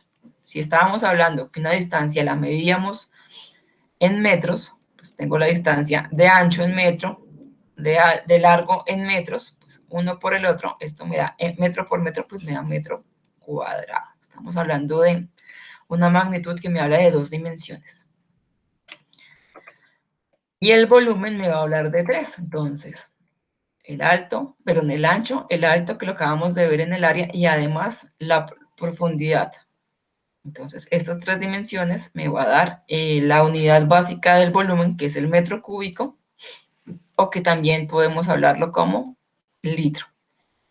Cualquiera de las dos se pueden utilizar. Entonces, Puedo hablar de centímetros cúbicos, de decímetros cúbicos, de decámetros cúbicos, o puedo hablar de litros, mililitros, centilitros, decilitros, pero ojo con eso, hay que saber exactamente la conversión del uno con el otro.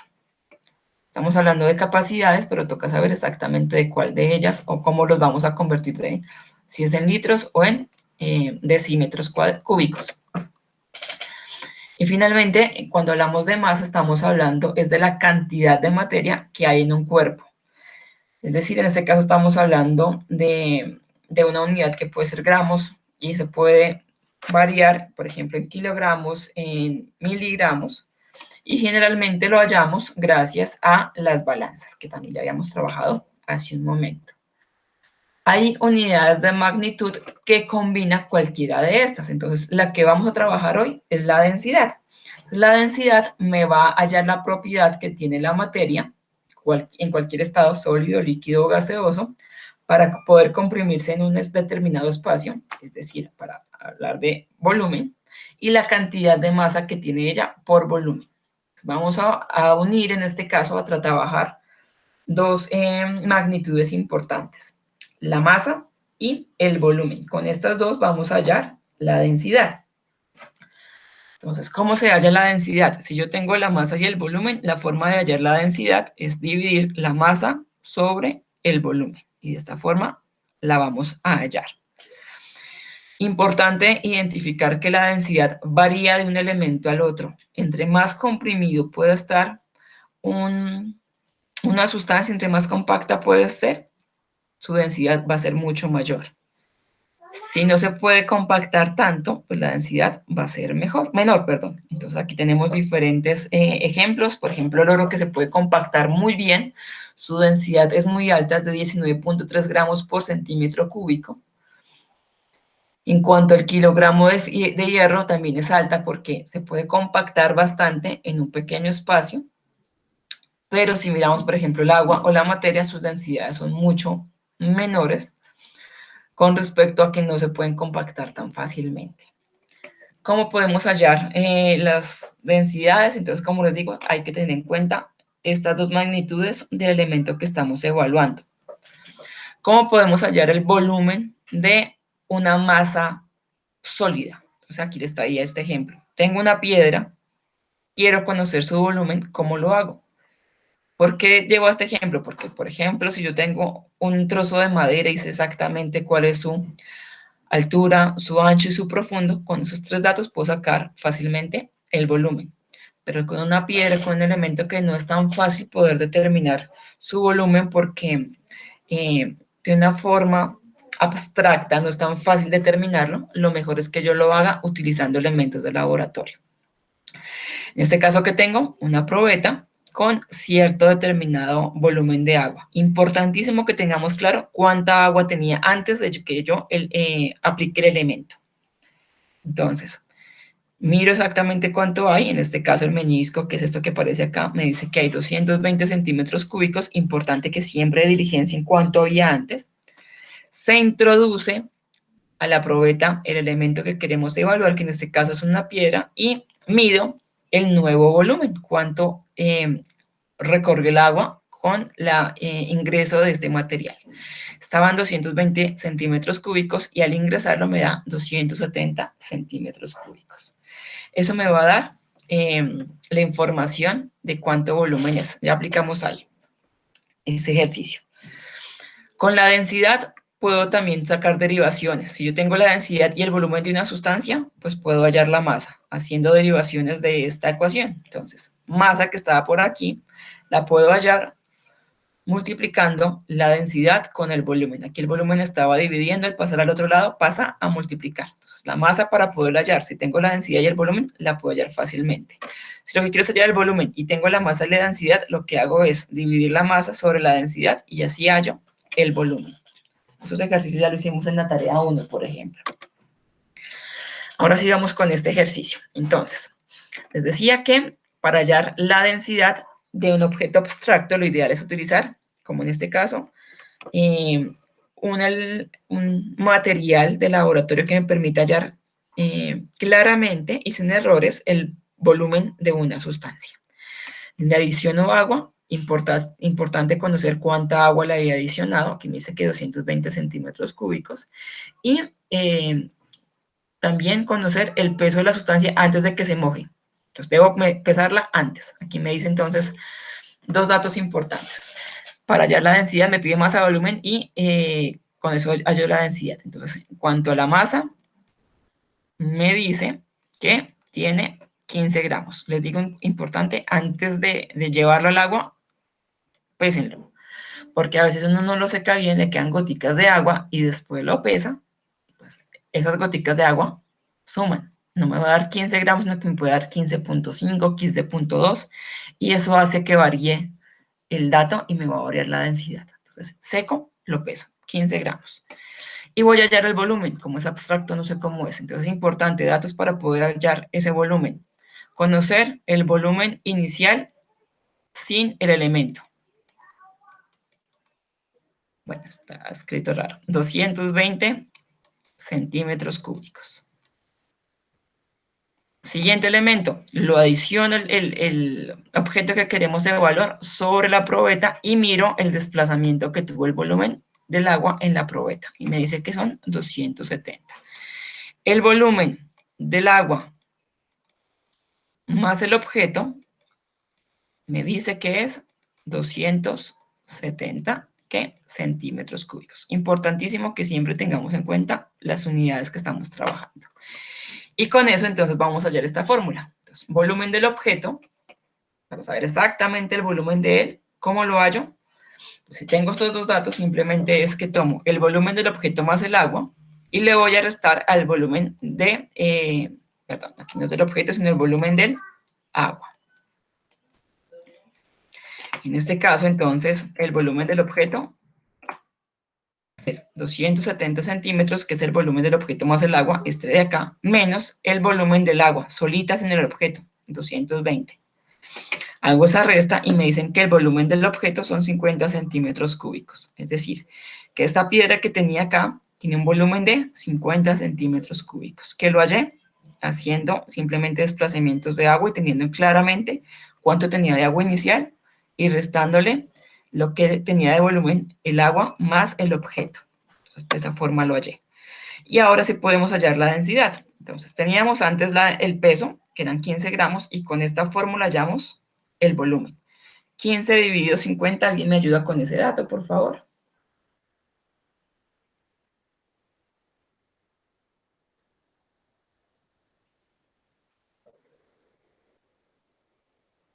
$0,3. Muchas gracias, Julieta. ¿0,3 qué? Gramos sobre centímetros cúbicos. De esta forma, hallamos primero el volumen y con ese dato que ya teníamos la masa, hallamos la densidad. Si no teníamos la masa, pues simplemente, como les digo, es primero hacer en la balanza la medición de la masa de cada uno de ellos antes de mojarlo y después sí llevarlo a esta probeta para medir los volúmenes que hay con agua y sin agua. ¿Preguntas de esta parte? Profe, Señor. si yo tengo una sustancia con mayor densidad a la del agua, ¿podría hacer ese mismo ejercicio o no? ¿O ya tendría que buscar un equipo para medir la densidad? Si es una sustancia líquida, lo ideal es que no utilices esto, sino que utilices un pignómetro, por ejemplo, que es lo siguiente que vamos a ver. Esto únicamente uno lo utiliza para sustancias sólidas.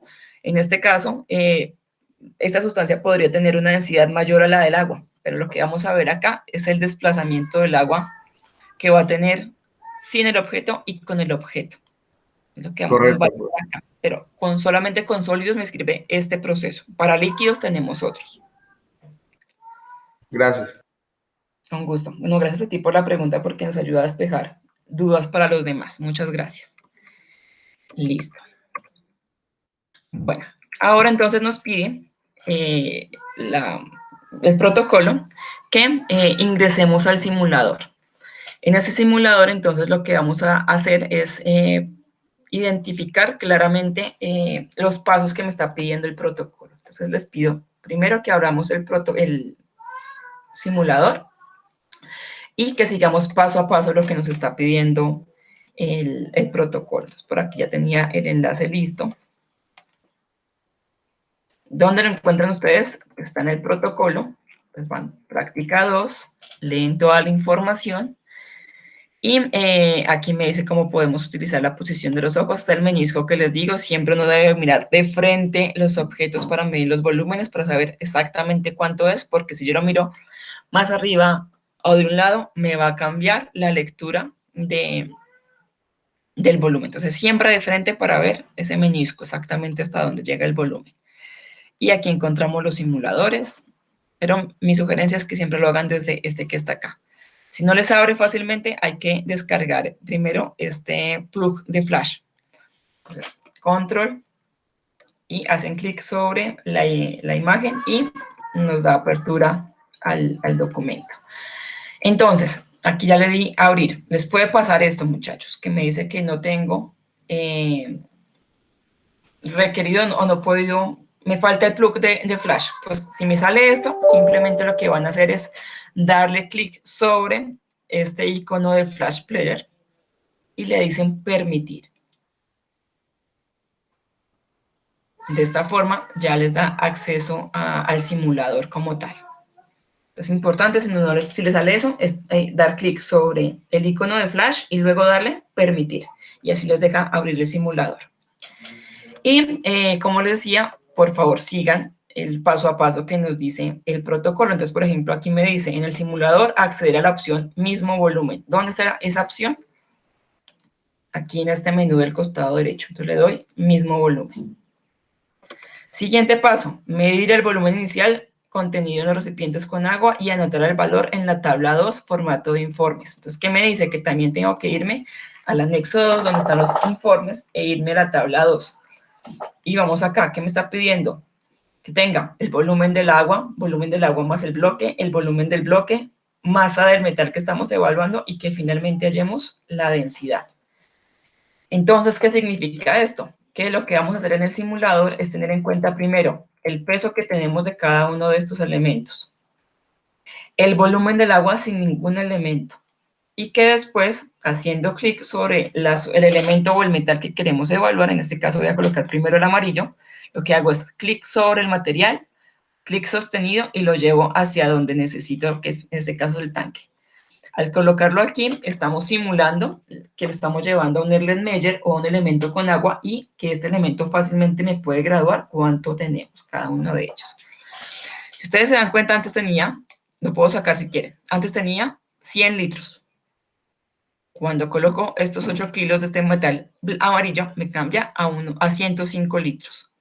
Esta información, de estos 3 datos, tengo que ponerlos acá. Volumen del agua, 100 litros. Volumen del agua más el bloque, 105 litros. Teniendo estos 2 datos, ustedes ya saben que se restan y me da la información del volumen del bloque. Colocan la masa del metal, que en este caso me están diciendo cada metal cuánto tiene. Este tiene 6 kilos, este amarillo que estamos evaluando tiene 8, este verde tiene 4, este rojo tiene 2. Lo colocan acá. Y con estos 2 datos, simplemente lo que van a hallar es la densidad.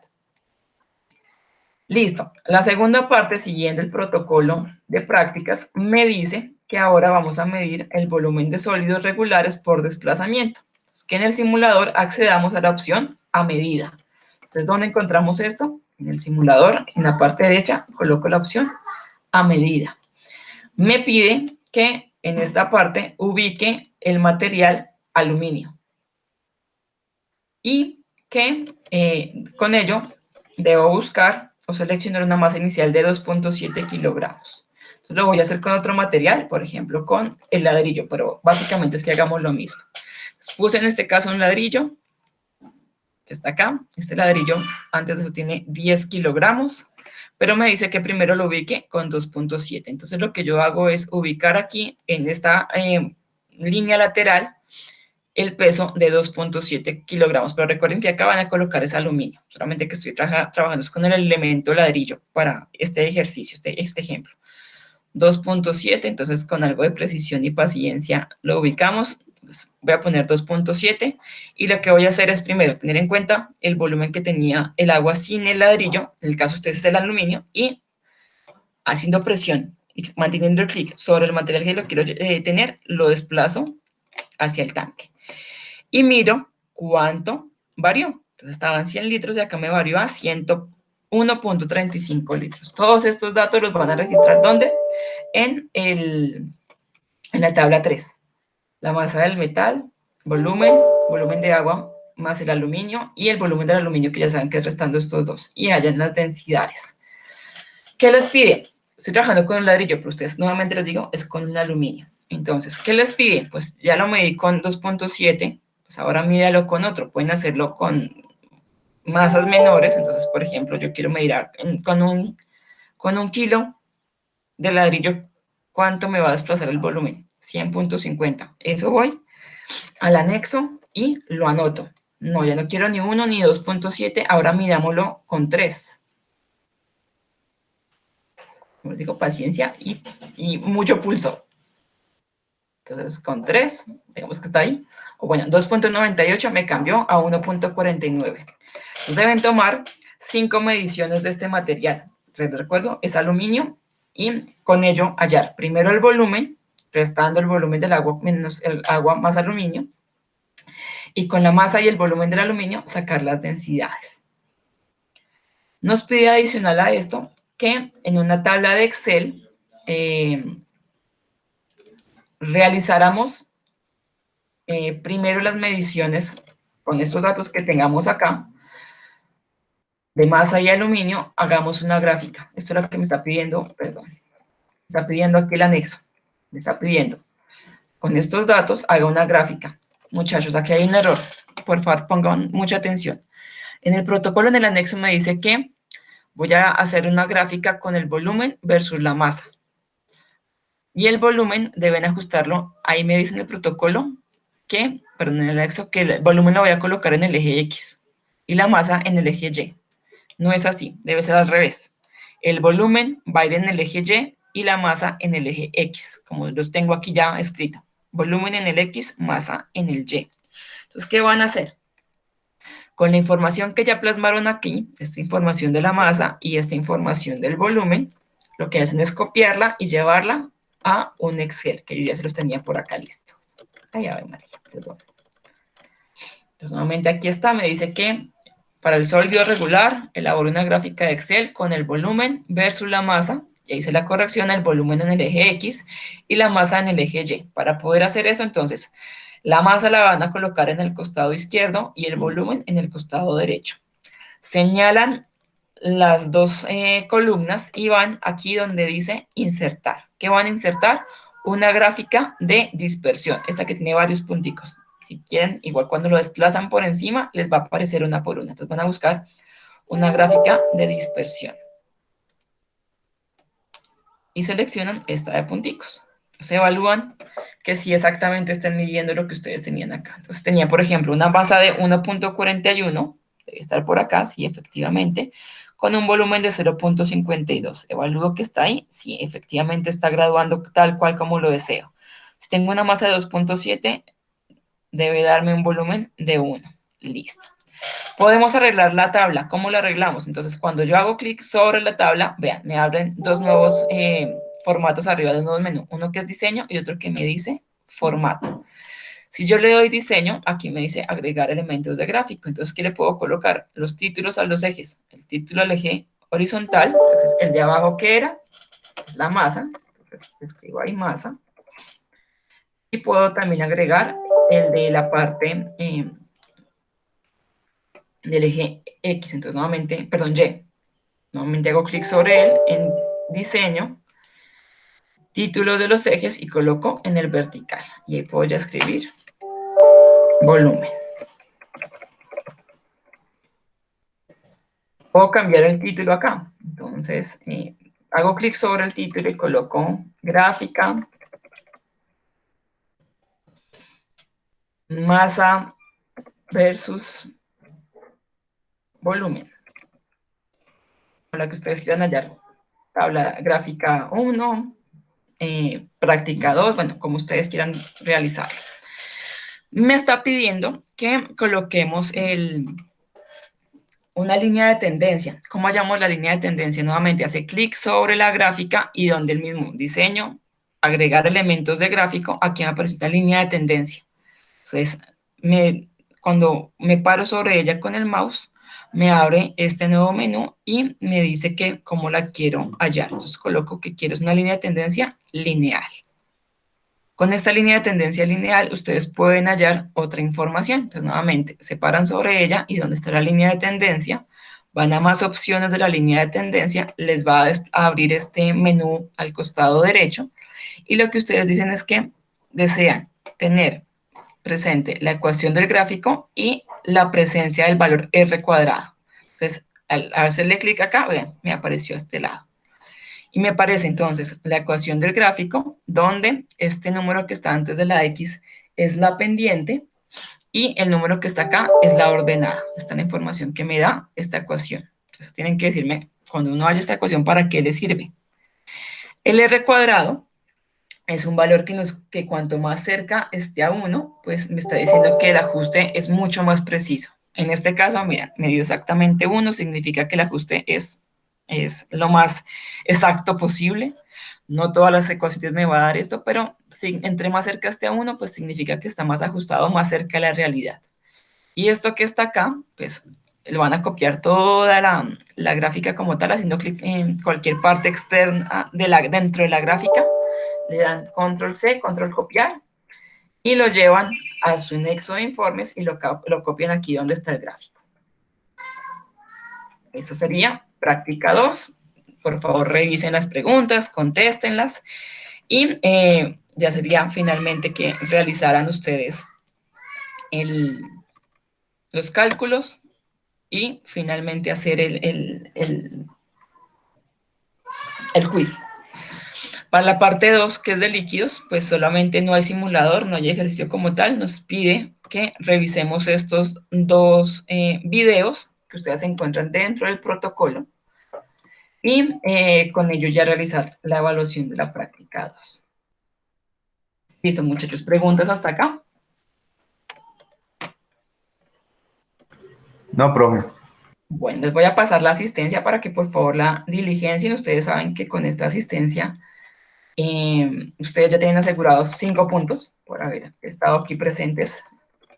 Y perdón, ya se las paso, mucha cosa abierta. Y esa es la asistencia.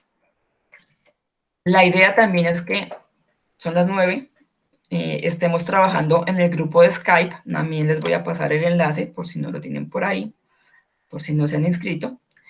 Y con el grupo de Skype, ustedes durante estas próximas 2 horas desarrollen la actividad.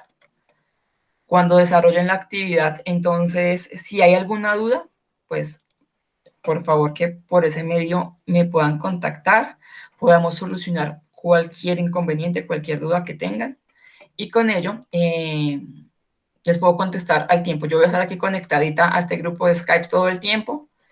Si hay dudas, se las resuelvo de una vez. El grupo de Skype.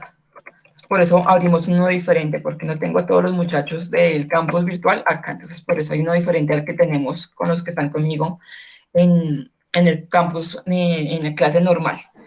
Entonces, ¿no les permite registrar la asistencia? Permítame en un segundo, revisamos por acá.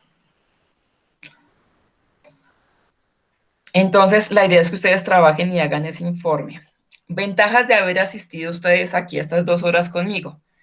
Ustedes pueden hacer el informe de grupos de máximo de 4 personas. Si lo quieren hacer solos, no hay problema. Si lo quieren hacer de a 2, no hay problema. Ustedes aquí, en personas, ven quién está conectado. Si quieren darme en grupitos, cojan su número de WhatsApp, de teléfono. Búsquense si quieren por el grupo de Skype y pueden trabajar en grupos de máximo 4 personas. Grupos de 1, 2, 3 o 4. Máximo 4. Y me entregan el informe los 4. O los 3 o los 2. Esa es la ventaja de trabajar aquí en línea. Si lo hacen ustedes solitos, sin haber asistido a esta práctica, pues sí les toca hacer el informe solos y simplemente revisar los simuladores y la información que tenemos ahí presentes. Mientras yo soluciono la parte de la asistencia, les pido por favor que vayan abriendo los simuladores. Voy a dejar de grabar acá. Les pido